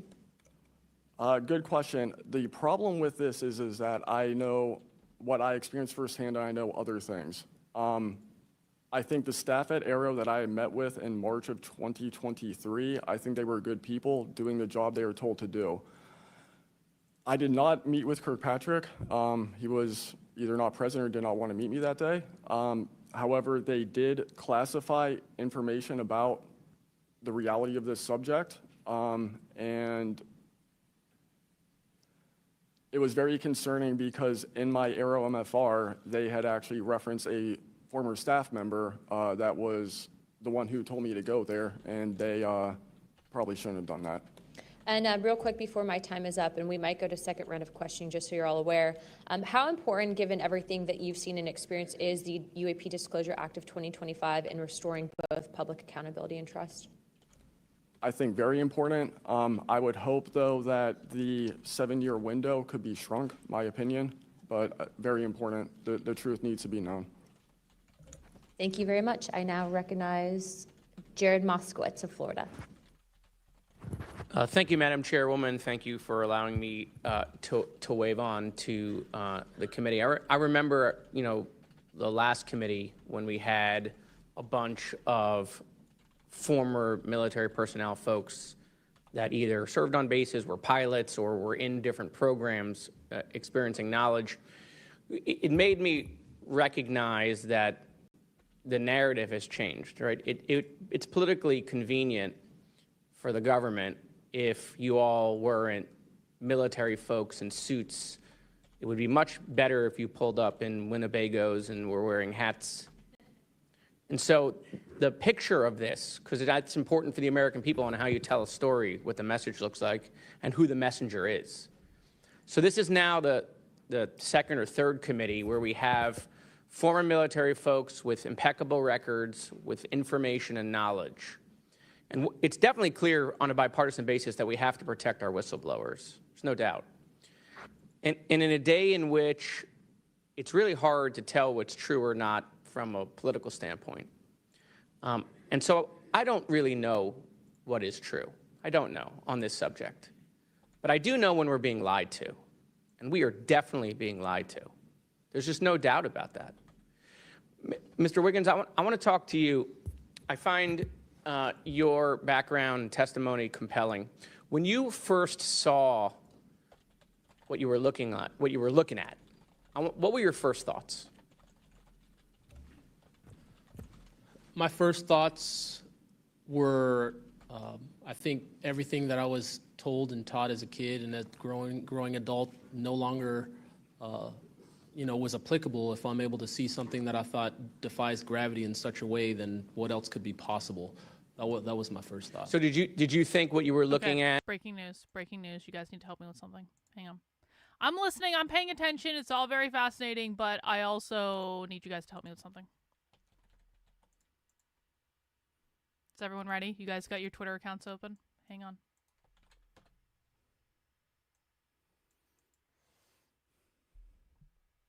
I feel the need to counterbalance the fact that I defended Harmeet Dhillon when the Groypers attacked her by now going out of my way to spam her fucking replies. And so I've just made this tweet, and I made a meme. I very rarely make memes. This is like an occasion for me. I very rarely make memes. But I made a meme today because Harmeet Dhillon seems to think that the reason that she's not responsible for DEI on college, or excuse me, the reason she's not responsible for like communism on college campuses is she doesn't know where the fuck DEI comes from. It's really the only explanation. It's really and listen, I know this sounds simple for us because we watch communists all the time. I'm sorry to interrupt the aliens, but I need to talk about this. I know this sounds simple for us because we watch communists all the time, but Harmeet Dhillon is an ignorant, do-nothing conservative who never bothered to learn about the problem that she claimed to be fighting. We always must remember that conservatives are stupid and slow. We must remember this.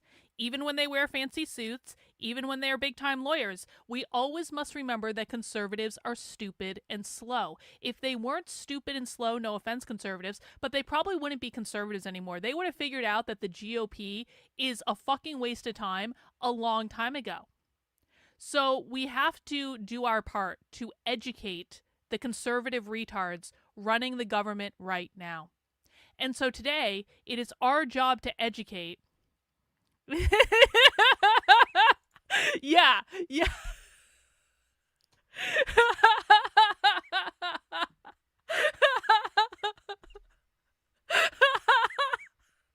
I got fucking tone policed by the Assistant Attorney General of the United States for complaining about communists trying to overthrow the government.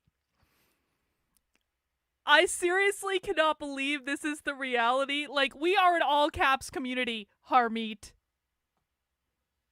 My God. So anyway, go retweet it, go tag her, go put it in her replies. Like she needs to wake the fuck up. She doesn't understand that DEI comes from communism. Okay, Harmeet, did you know we had a meme war with James Lindsay for like a year? Do you have any fuck off idea, Harmeet, how many memes we made about James Lindsay? I think some of us might be tired about making memes about James Lindsay. I mean, people in my community are still doing it. Maybe we need to direct all of our attention to making memes about Harmeet Dhillon, because we've already defeated James. James is gone. James has lost his fucking mind. Do you guys want to drive the Assistant Attorney General of the United States insane? Does this feel like a plan? Like, we need a new enemy.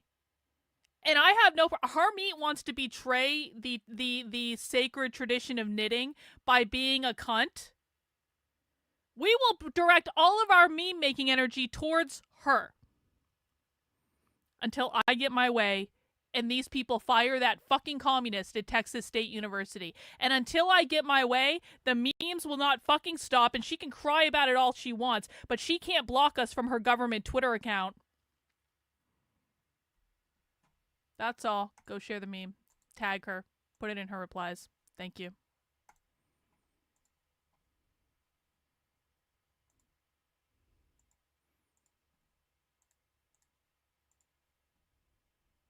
Was a weapons program that you were unaware of, or did you think what you were looking at was obviously some extraterrestrial piece of technology?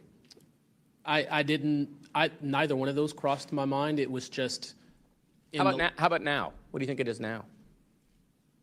I'm not the expert. I think I want to be as skeptical as everyone else and just hope to know the information. Anyone in the U.S. government tell you what you were looking at to try to dissuade you from what you thought it was? No. So no one was like, oh, you know, there was some anomaly with the technology. No one from the government did that? No one. How do you think you were treated when you reported this information or have talked about, you know, the Tic Tac video is well out there. It's well reported. How were you treated? I've had no pushback at all.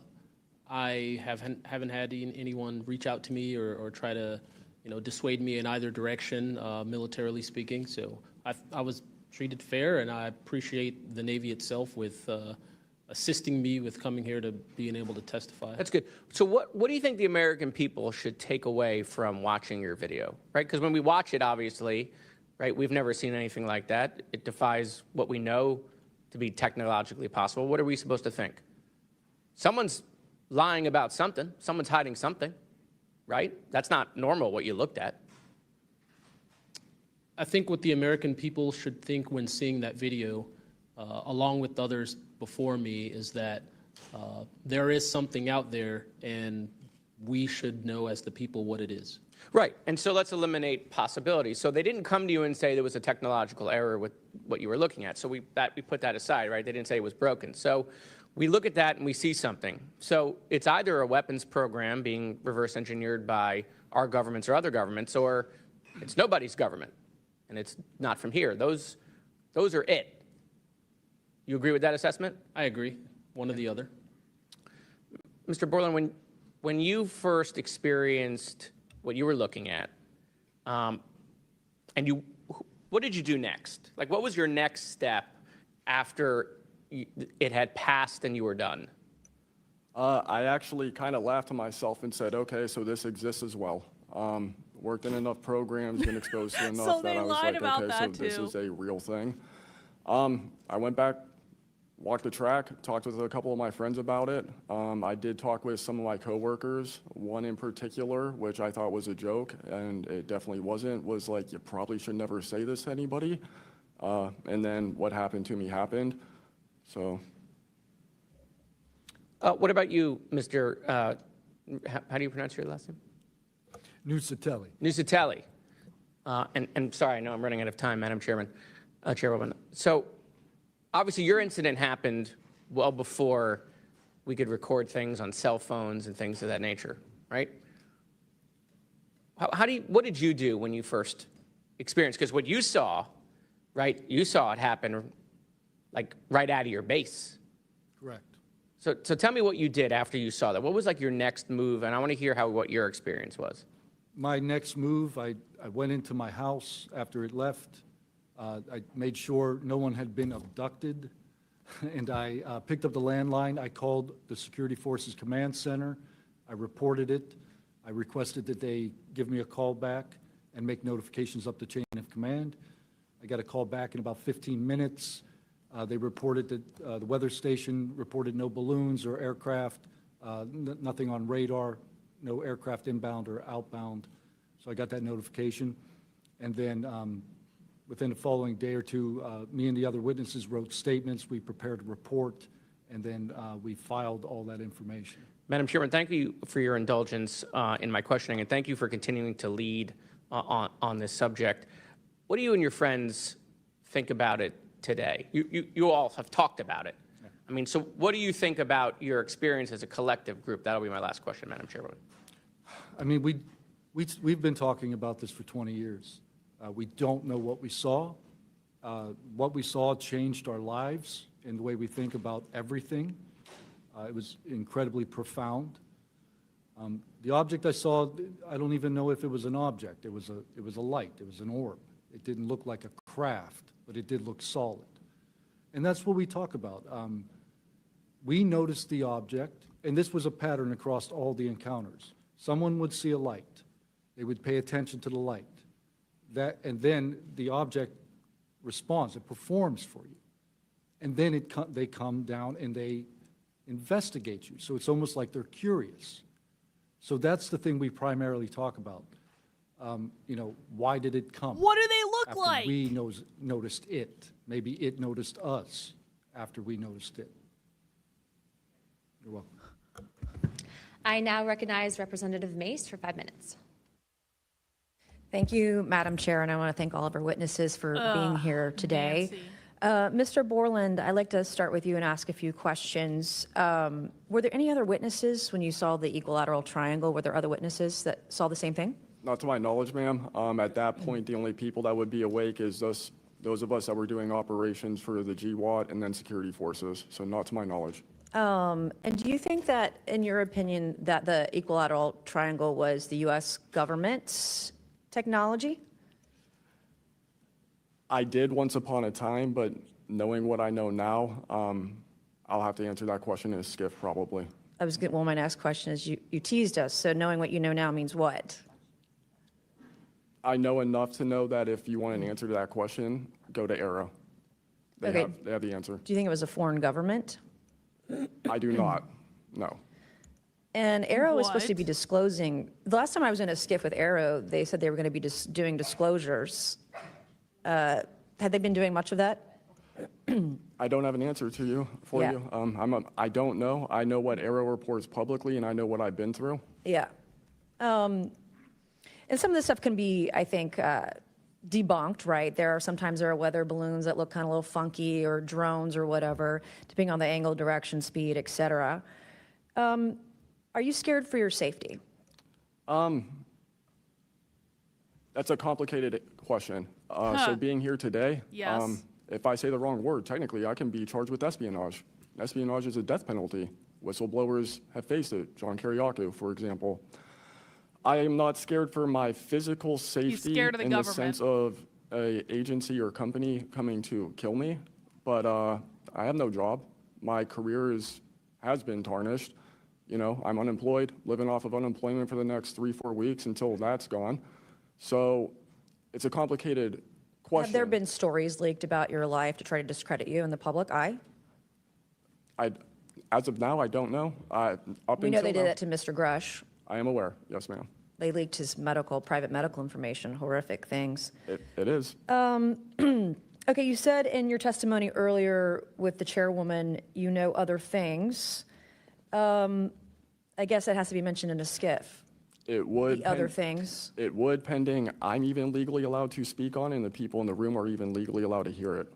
And is that, would we need to know the compartmentalized word, like what the code word is, or the name of the program, the special access program, in order to even hear it? You have to know the word, right? I would suggest, the name of it, right? I would suggest that to be asked to DNI Gabbard and work with her for that, because I can't give you the answer on what is the But requirement. this is what the U.S. government does, right? They compartmentalize the information. Only certain people know the name of the program, and if you don't know it, you can't get the information. If you don't have the name, you don't know what to ask for. Even when we're reviewing the budget, we go into a skiff, we look at DOD budget and the budget of like black box programs, and we don't know what we're looking at because we don't know what these programs are. Is it a way for the government to hide from Congress what's really going on and where the money's going? In my opinion, absolutely, yes. You mentioned too in your testimony earlier that, quote, you went to speak with the government and they said somebody's name, a colleague's name, and you said they shouldn't have mentioned that staff person's name. What does that mean? A Senate staffer who is the one who helped me get to Arrow recommended me I go there, gave me the email and the phone number because I could not find that information at all at the time. In fact, I believe you guys have talked about how Arrow didn't even have a website for quite a period of time. We were told they were going to do disclosures, both what they've debunked, because some of it can be debunked, and then what they haven't been able to debunk. And to my knowledge, it hasn't been a thing. I only have 1 minute left, so Mr. Knapp, we were definitely going to watch every documentary. You guys have done you and Jeremy have done a terrific job. I usually have more questions than I have answers. I think we all do, and you guys are doing a terrific job to bring information to the public. Do you think that any of this is a psyop by the U.S. government? Entirely possible. I mean, our government and other governments have admitted that they've tried to use UFOs to cover secret projects. But I think they also do some reverse engineering of those claims. So years after people start seeing UFOs over Area 51, for example, they come up with a story, oh yeah, that was, we planted that story. So I read in a major newspaper just a couple of weeks ago, they planted this story. An Air Force colonel went out into the desert, went to a bar at Rachel and gave them some fake UFO photos. And that's how the whole story about Area 51 started, which is preposterous. Yeah, and I didn't even get to the crash retrieval program stuff yet, Ms. Chairwoman. There's just so much. Okay, thank you so much for your time today. I wish we had more time. Thank you, Madam Chair.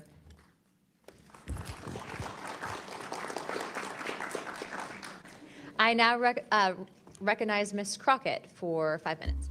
Thank you so much, Madam Chair, and thank you so much to each of the witnesses that have come before us today.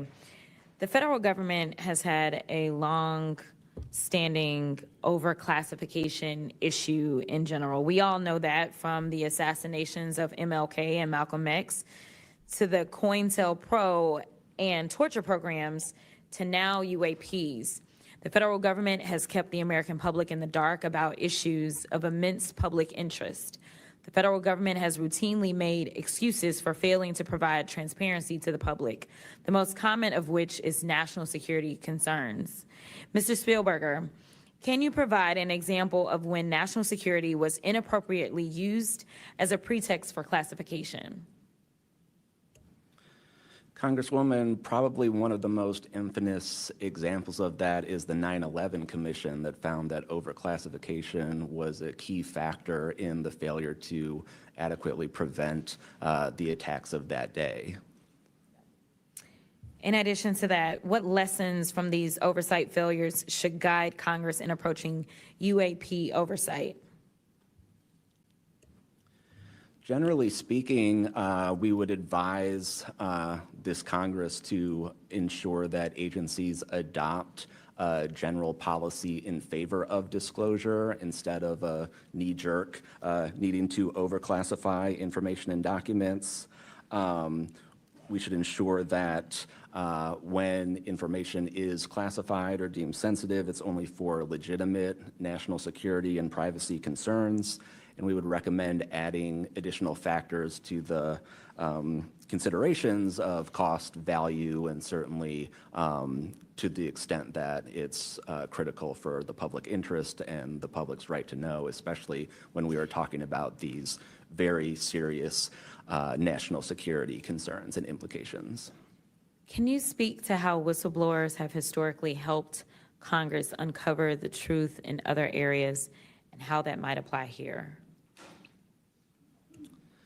Absolutely. So again, Congress has always relied on whistleblowers coming forward and making disclosures in a number of different issues across different agencies, anything from national security to airline safety, railway safety, environmental concerns, workplace health and safety, a lot of issues coming out of the COVID pandemic, for example.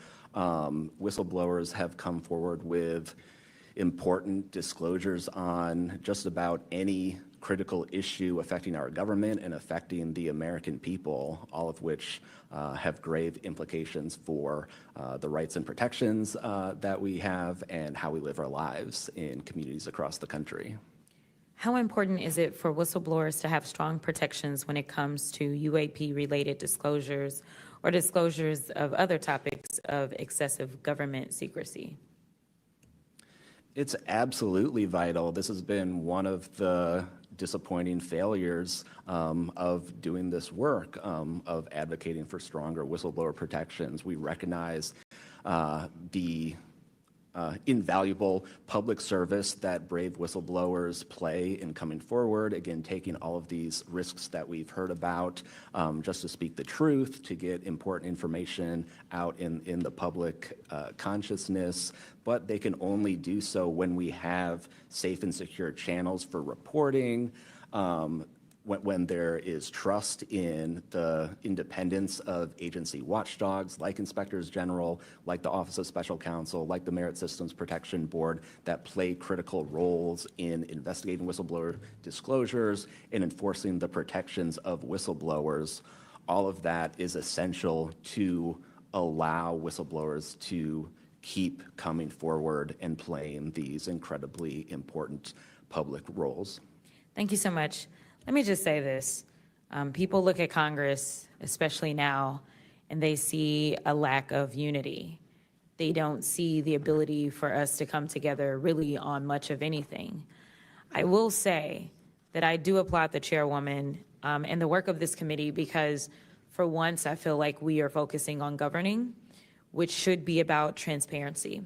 The reality is that we cause more harm than good when we allow a lack of transparency to fester. It allows for all types of conspiracy theories instead of us actually making the investments that we need to make to get the information and actually provide it to the American people. The reason that I wanted to focus on making sure that we answer some questions specifically around the protections of those that are willing to come forward is because the only way that we can make this government actually work for all of us is if no matter where you are in this federal government, you feel as if you are safe when you come forward with information of any issue. And so I do want to thank you for all of your stories. The reality is that we only get 5 minutes and the vast majority of everything that you have to say cannot be contextualized within 5 minutes. But I know that my colleagues are going to get to kind of pulling some more of that out. But again, I really just want to thank you for your courage in this moment and thank you for your service to our country.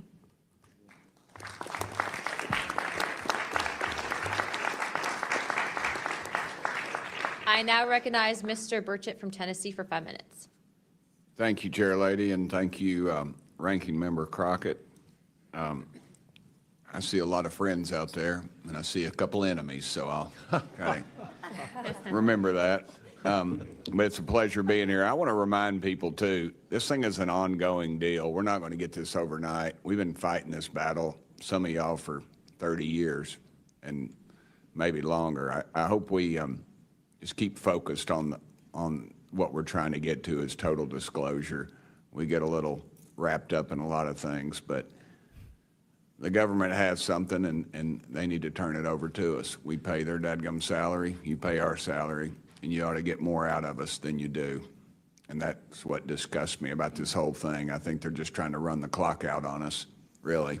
They'll poke us a little, and they'll make jokes to us and try to pull us off the target, but I think we know where we're at. So you know what? And that's why they're... Then maybe you assholes should fucking do something about it other than having a hearing. How about that? How about that? Maybe you should fucking do something about it other than having a hearing and saying, gosh darn it, we've been trying to do this for a really long time, and I just don't know, and the government's got all this information, and they just won't. You are the government. You are the government. Pass a fucking bill. Defund the fucking... Why don't you just defund the entire Defense Department until they give you this information? You can do that. You can withhold money. No more money. No more budget. No more fucking nothing. Give us this information now. And if you don't, get the fuck out, and then we will go and find it. Firing it. I'm sorry. I'm fired up today. I'm like quiet, but I'm sitting here stewing over how much Republicans suck. And so you might get these little outbursts every once in a while. At us because we are over the target. You My first are the question target, is, Mr. bro. Knapp, I recently introduced the UAP Whistleblower Protection Act to help provide whistleblower protection to federal personnel for disclosing the use of federal taxpayer funds to investigate UFOs. I still don't want to say UAPs. How can Congress further increase whistleblower protections? I think you got to unleash the dogs and go track down the money and where it goes, because a lot of this stuff has been moved out of government. Sure. As you know, Rep. Burchett, it's been given to private contractors who stashed it away. They've had it for so long that there's nobody left inside government, or very few, who know where it is. And they do that to keep us from FOIA, correct? Yeah, it's to keep it from FOIA. And I think that the contractors who've had this stuff for a very long time set their own standards about who is allowed to know what. And it's a very small group that ever cracks that. I think Representative Luna has been looking at the use of classifications to hide things. I'm not sure that even this committee getting security clearances that should allow you to see this stuff would allow you to follow where it really goes. I worry about the people that are looking at it and don't even know what they're looking at. I mean, it's gone through so many, since Roswell, for instance. I mean, you think there's nobody even alive that was around any of that stuff. Yeah, so. I don't think they've made much progress from the people that I've talked to. I don't think they've made much progress in learning that technology. Might have made some, but you wonder, the implication is tic-tac. Oh, yeah, that's ours. What flew over Washington, D.C. in '52, is that ours too? When are you going to break that out? You guys authorized tens of billions, hundreds of billions of dollars on weapon systems that can't do half of what we've seen UFOs do. So when do they break this out if it's really a classified project could change the world? I don't think they've made much progress, and I think they've been lying to us and to you and the rest of the world, and they're still doing it. Yes, sir, I agree with you. How did you manage to obtain the classified Russian UAP documents, and how did you get them back in the United States? Well, I met this Russian physicist who was in the United States lecturing. And I want to clarify that. I can't even take a thing of honey home on my airplane when I fly back to Tennessee. Yeah, so I did something pretty dumb. And I'm bitter about it, but go ahead. I did something kind of dumb. I met with these officials who, during that time period, glasnost, perestroika, the Russians were trying to open up to the world, and I saw it as a window of opportunity, and it was. And we were able to talk these folks into providing us information that otherwise we would never have seen. Some of that was classified. I found out that they only stamped the top pages of these documents that were classified, so I just removed them. I removed those pages, and I carried them out. And if they'd caught me, I'd be in a gulag still. Yeah. We'd be saying, what happened to George Knapp? Oh, yeah. What happened to the Russians that came forward to you in 1993, and were there any repercussions for them? Well, there were. The first thing that happened when I talked about this after getting back and going through the files and things and sifting through it, the Russian physicist who had helped us introduced all these people wrote back and said there was a huge eruption, that there was the real right, far autocratic forces that wanted a return of the USSR had really go after these guys. They described them as traitors. Nikolai Kapranov, the physicist friend of mine, said, look, if this had happened 5 years earlier, we would be in prison. If it had happened 10 years earlier, we would have been shot. Right. Luckily, at that point, Putin was not in power, but none of those people that we talked to on that trip in 1993 would ever talk to me again. I went back in 1996, and it was like I had the plague. I spoke to different people, but they were scared. And eventually, the story was spun where the Ministry of Defense officials who gave us this information were described as ufologists who said there was nothing really significant to these files. They didn't really find anything a big deal. And I can tell you, you'll see those files that I shared with you. They did find stuff. There was an incident in October of 1982 over an ICBM base where UFOs popped up, was observed over this base where the missiles are pointed at us, United States. These UFOs perform incredible maneuvers. They split apart, they fuse back together, they'd appear and disappear. And right at the end of this 4-hour period, the launch control codes for the ICBMs lit up. Something entered the correct codes. The missiles were fired up and ready to launch, and they could not shut it down. The Russian officers were panicking. The UFOs they disappeared. The launch control system goes back to normal. Colonel Sokolov and his team came in, took the thing apart, could not figure out what it was. It wasn't a power surge or EMPs or some of the baloney excuses that our country has given for similar events involving our nuclear missiles. They thought it was a message from wherever the UFOs were from. And that's a chilling thing. I mean, we were a couple of seconds away from World War III starting, and the UFOs were responsible for it. All right, I'm out of time, but real quick, who are the contractors that have this? Hang on. I'm sorry, what? And it was. And we were able to talk these folks into providing us information that otherwise we would never have seen. Some of that was classified. I found out that they only stamped the top pages of these documents that were classified. So I just removed them. I removed those pages and I carried them out. And if they'd caught me, I'd be in a gulag still. Yeah. We'd be saying, what happened to George Knapp? Oh, yeah. What happened to the Russians that came forward to you in 1993, and were there any repercussions for them? Well, there were. The first thing that happened when I talked about this after getting back and going through the files and things and sifting through it, the Russian physicist who had helped us introduced all these people wrote back and said there was a huge eruption, that there was the real right, far autocratic forces that wanted a return of the USSR had really go after these guys. They described them as traitors. Nikolai Kapranov, the physicist friend of mine, said, look, if this had happened 5 years earlier, we would be in prison. If it had happened 10 years earlier, we would have been shot. Right. Luckily, at that point, Putin was not in power, but none of those people that we talked to on that trip in 1993 would ever talk to me again. I went back in 1996, and it was like I had the plague. I spoke to different people, but they were scared. And eventually, the story was spun where the Ministry of Defense officials who gave us this information were described as ufologists who said there was nothing really significant to these files. They didn't really find anything a big deal. And I can tell you, you'll see those files that I shared with you. They did find stuff.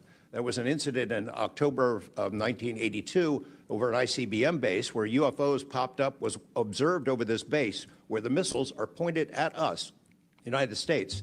These UFOs perform incredible maneuvers. They split apart, they fuse back together, they'd appear and disappear. And right at the end of this 4-hour period, the launch control codes for the ICBMs lit up. Something entered the correct codes. The missiles were fired up and ready to launch, and they could not shut it down. The Russian officers were panicking. The UFOs they disappeared. The launch control system goes back to normal. Colonel Sokolov and his team came in, took the thing apart, could not figure out what it was. It wasn't a power surge or EMPs or some of the baloney excuses that our country has given for similar events involving our nuclear missiles. They thought it was a message from wherever the UFOs were from. And that's a chilling thing. I mean, we were a couple of seconds away from World War III starting, and the UFOs were responsible for it. The aliens almost blew the shit out of us. The aliens almost launched the Russian missiles at the United States. Maybe they still will. Maybe there is still hope yet. Maybe instead of the socialist communist civil war that we got coming about 10 to 15 years, maybe the aliens will just blow us up. Maybe the aliens will be like, you know what? You guys had a good run, but you fucked it up too bad. Your society is just destroyed. There's no fixing it. It's all over. And we're going to go with China. And we're going to go with Japan. And we're going to go with ethno-states. And not Israel, though. Not Israel. Hopefully the aliens at least direct the consternation at the true enemy. Wow. No, Disenrage is going to be the second part of that conspiracy documentary that we started watching 2 weeks ago. We were supposed to finish it last week, but Jennifer had the nerve to have an anniversary last week, and so we have to finish it this week. All right, I'm out of time, but real quick, who are the contractors that have this material? The corporations? Well, one of them is Lockheed. Yeah, and I'll tell you, I mean, I'm not saying Lockheed's the bad guys. They're doing what they were asked to do. Sure. They have lied about this because that's what they're supposed to do. But Lockheed would be one. There's a list I can give you, Congressman. Some of the big ones, the usual suspects. Good bot. Thank awesome. you. Yield back, Chair Lady. Sorry for Jennifer going is over. really going to like It's that. all George Knapp's fault. I now recognize Ms. Boebert for 5 minutes. Oh, good. Thank you, Madam Chair. Chief Wiggins, based on your training and operational experience, could the behavior that you witnessed, a transmedium object vanishing without a sound, be explained by any known technology that we possess or other governments possess? It cannot. And has any government agency debriefed you or any of your shipmates regarding the EOIR and radar confirmed UAP encounter aboard USS Jackson? No one has, no, ma'am. What was that encounter like when you brought that up? If you want to briefly summarize that, when you brought that to their attention and then you were not provided any follow-up, who was told and how did you feel when there was no contact back to you? As far as the actual incident happening Yes, or sir. the reporting level? Yes, Chief. It was within the event happening. My duties are to report to the tactical action officer on watch while we're standing watch. So tactical action officer was there. I made my report. I've not had any discussion outside of that day. There's been no communication to me or requests from me within inside of the military. But speaking of that actual incident itself, once the report was made to the tactical action officer, that's when I made the decision to ask the individual watchstander that was controlling Sapphire to be able to slew into the location. And that's what you see in the video itself is when the watchstander is slewing in and kind of showing us what we're looking at. But outside of that, that's as far as the reporting went that I know of. Thank you, Chief. Just for the sake of time, Mr. Nusatelli, has RO, the Air Force, or the FBI ever followed up with you personally about the Red Square event? I did have follow-up by Aero, nothing with the Air Force. The Aero office updated me, I think, at least 2 times.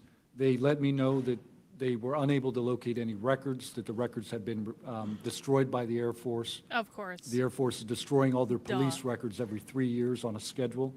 So, You were informed that these documents were destroyed. well, I have a Freedom of Information Act from the Air Force that states clearly that they destroy all police records on a 3-year schedule. Okay.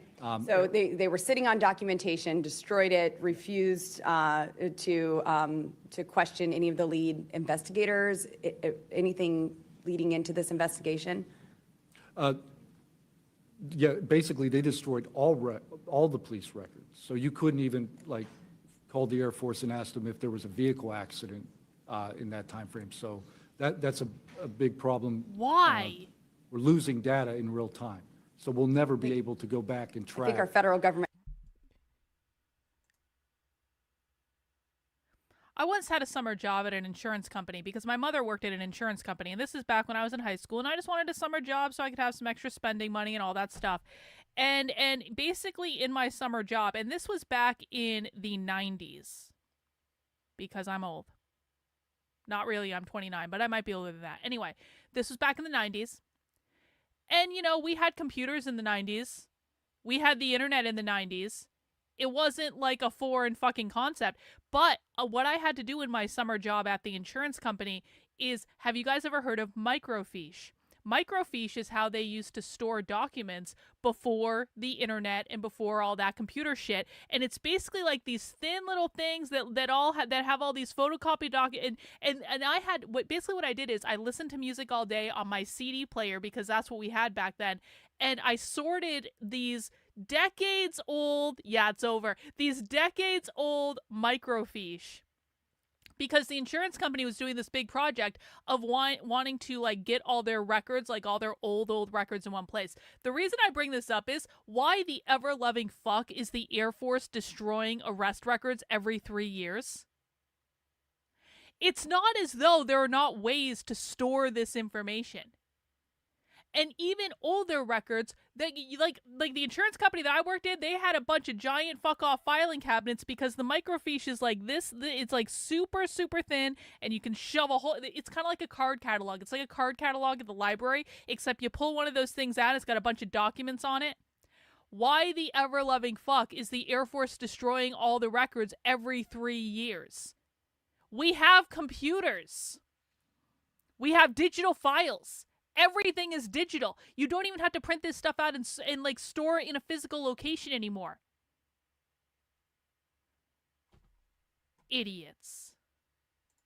Probably it was a Republican who made that decision. I guarantee you, Republican made that decision. It has a history of destroying records. Thank you very much, Mr. Nusatelli. Dr. Borysenko, as a geospatial intelligence officer, have you seen classified data indicating UAPs operate in restricted U.S. airspace, and has that information been withheld from Congress? I have not in U.S. airspace. That is intelligence oversight, so I did not have domestic authorities. After filing your Inspector General complaint over retaliation inside the Pentagon's UAP office, did you receive any kind of protection or just more retaliation? Within the IG or Arrow, ma'am? Either. Arrow, they went after the staff member and classified everything, shut that down. The IG, to this day, I don't even know if my complaint's active. I know my attorney that represented me was very, very, very concerned. And the best of my understanding, I was determined credible, not urgent. And do you think that experience would suggest that the internal UAP investigations may be compromised? Possibly. Yeah. I mean, it's so hard because this goes back to people doing the job they're told to do, and very few people are going to want to give up their careers, 20, 30-year pension, get rid of their kids' health care, get rid of their house. It's possible, yes. Yes. Thank you very much, Dr. Borysenko. Mr. Spielberger, do national security whistleblowers currently have any external appeals processes to challenge retaliation, or are they just stuck relying on the same agencies that they're accusing?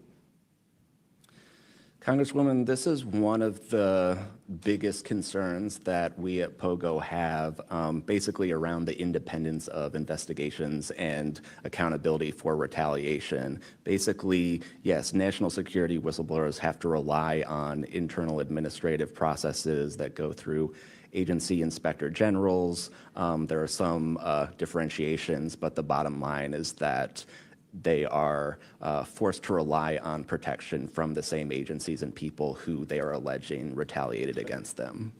Yes. Well, I thank you all for your bravery. We are out of time here. Thank you so much for coming forward, and we will do everything that we can to ensure that you are all protected. Thank you for trying to bring truth and transparency to the American people. Madam Chair, I yield. I now recognize Mr. Burleson for about 5 minutes. Thank you, everyone. It takes such great courage to come forward, and we acknowledge that, and I hope that you see that we are taking that seriously. And so thankful for what you're doing today. I'm also very thankful for previous witnesses that have come forward. I see Matthew Brown in the audience. He courageously stepped forward and was as a witness. I encourage everybody to look and seek his. It is rather nice and refreshing to watch people in Congress not be fighting with each other for once. I mean, I guess that's at least like one shining star in this whole psyop of a hearing. It's like, at least no one's fighting. Everyone's kind of on the same team. We found something the Democrats and the Republicans can agree upon. Everyone wants to know about aliens. Although now that I'm thinking about it, that actually convinces me that this is a psyop even more than ever, because when the ever-loving F have Republicans and Democrats agreed on anything? And why is it aliens? Why did they just come together to agree and everyone's being so nice? His testimony. I want to thank the people that came in our first hearing: Ryan Graves, David Grush, David Fravor. And in our second hearing, Admiral Gallaudet, Lou Elizondo, and Mr. Gold. Yeah, Israel. And the many others that have come forward. We hear you, and it's time that we, enough is enough. It's time that we take action. Look, I'm not jumped to the conclusion that I believe that there are, aliens coming from another planet. But I'm open to that. And I think that it's our responsibility, especially when we're seeing that we have a government that is actively blocking information from us. Just last night, I tried to get an amendment onto the National Defense Authorization Act that fit in the germaneness of that bill to have UAP disclosure. And conveniently, it was named non-germane, mostly deemed by staff, not even an elected official. This is the kind of stuff that we repeatedly see. Last year, we were blocked by someone in House administration from being able to receive a full briefing from Arrow. So these are sitting Congress people, and they're like, the staff won't let us do it. You are sitting representatives in Congress. The staff reports to you. You don't report to the staff. Elected official, but someone in staff blocked us. And I've had it. Enough is enough. Oh my I want to cue up a God. video that I've been given. And as before it starts, I'm going to describe. This was taken October 30th of 2024. This video is of an MQ-9 drone tracking an orb, or this object, off the coast of Yemen. You'll see that another MQ-9 launched a Hellfire missile. That you cannot see that drone, and so I'm not going to explain it to you. You'll see exactly what it does. I've seen this about 8,000 times.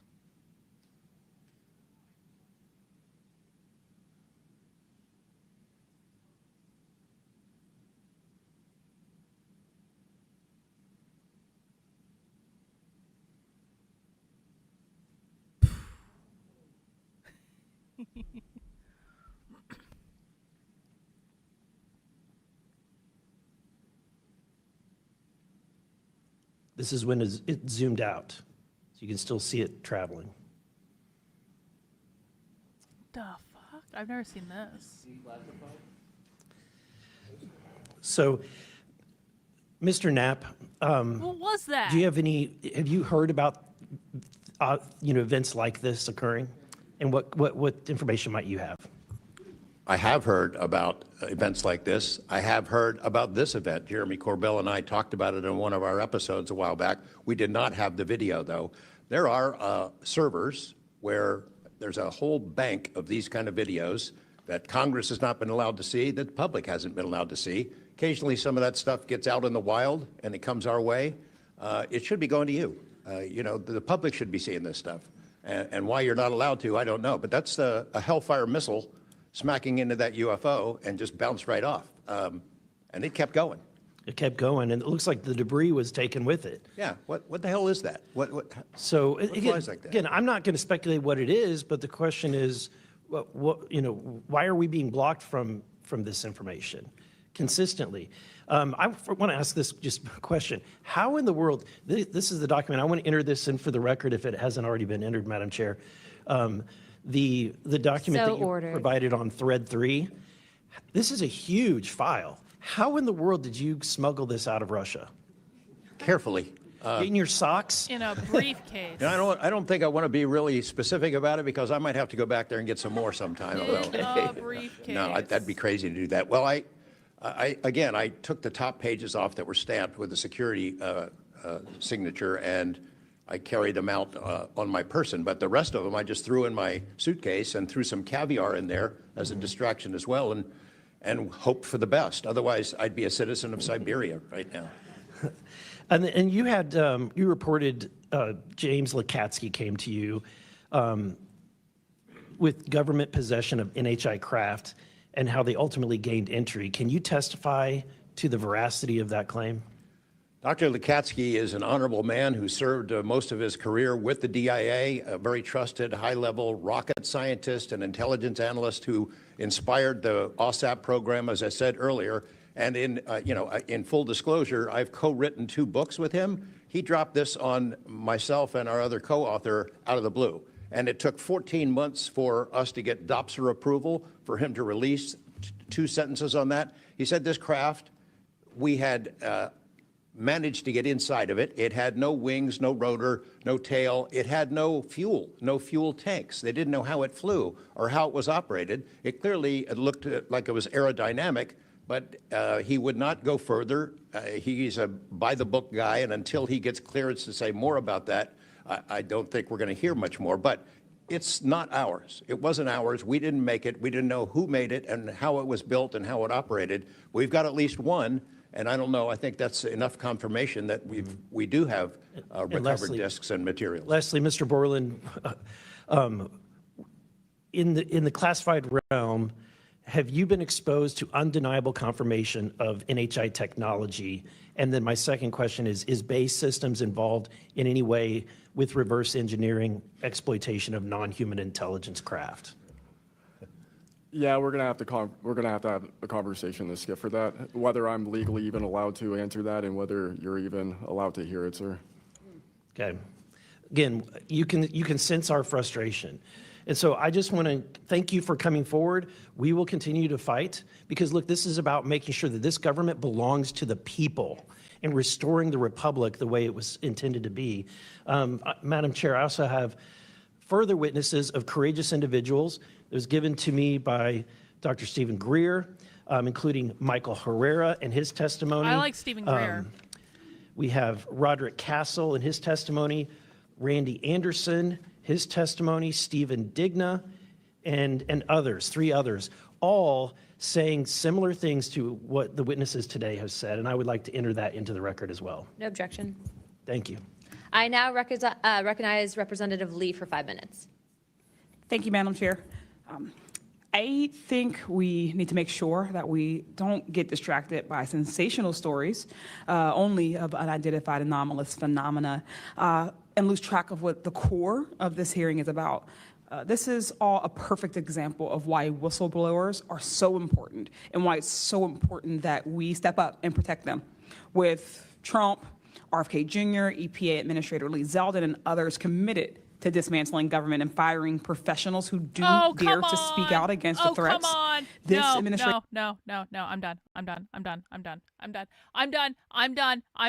Uppity black woman starts talking or starts. See, look what happened. Look, we had such a nice hearing.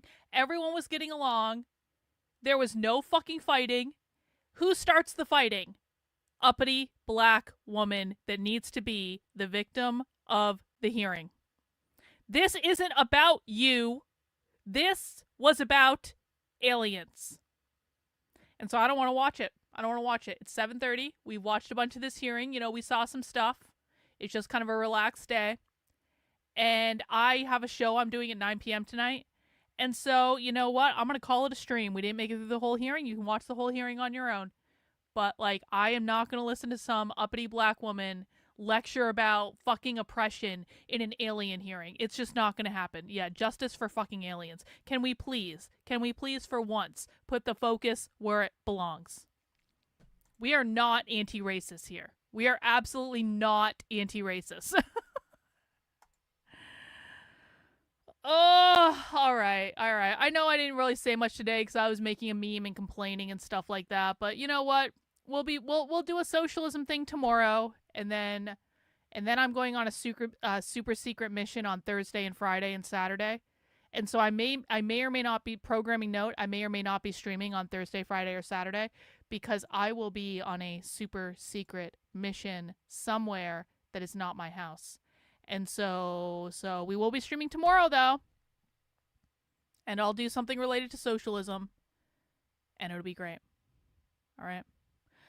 Thank you guys for hanging out with me. I appreciate it. I'll see you later for the show. Bye.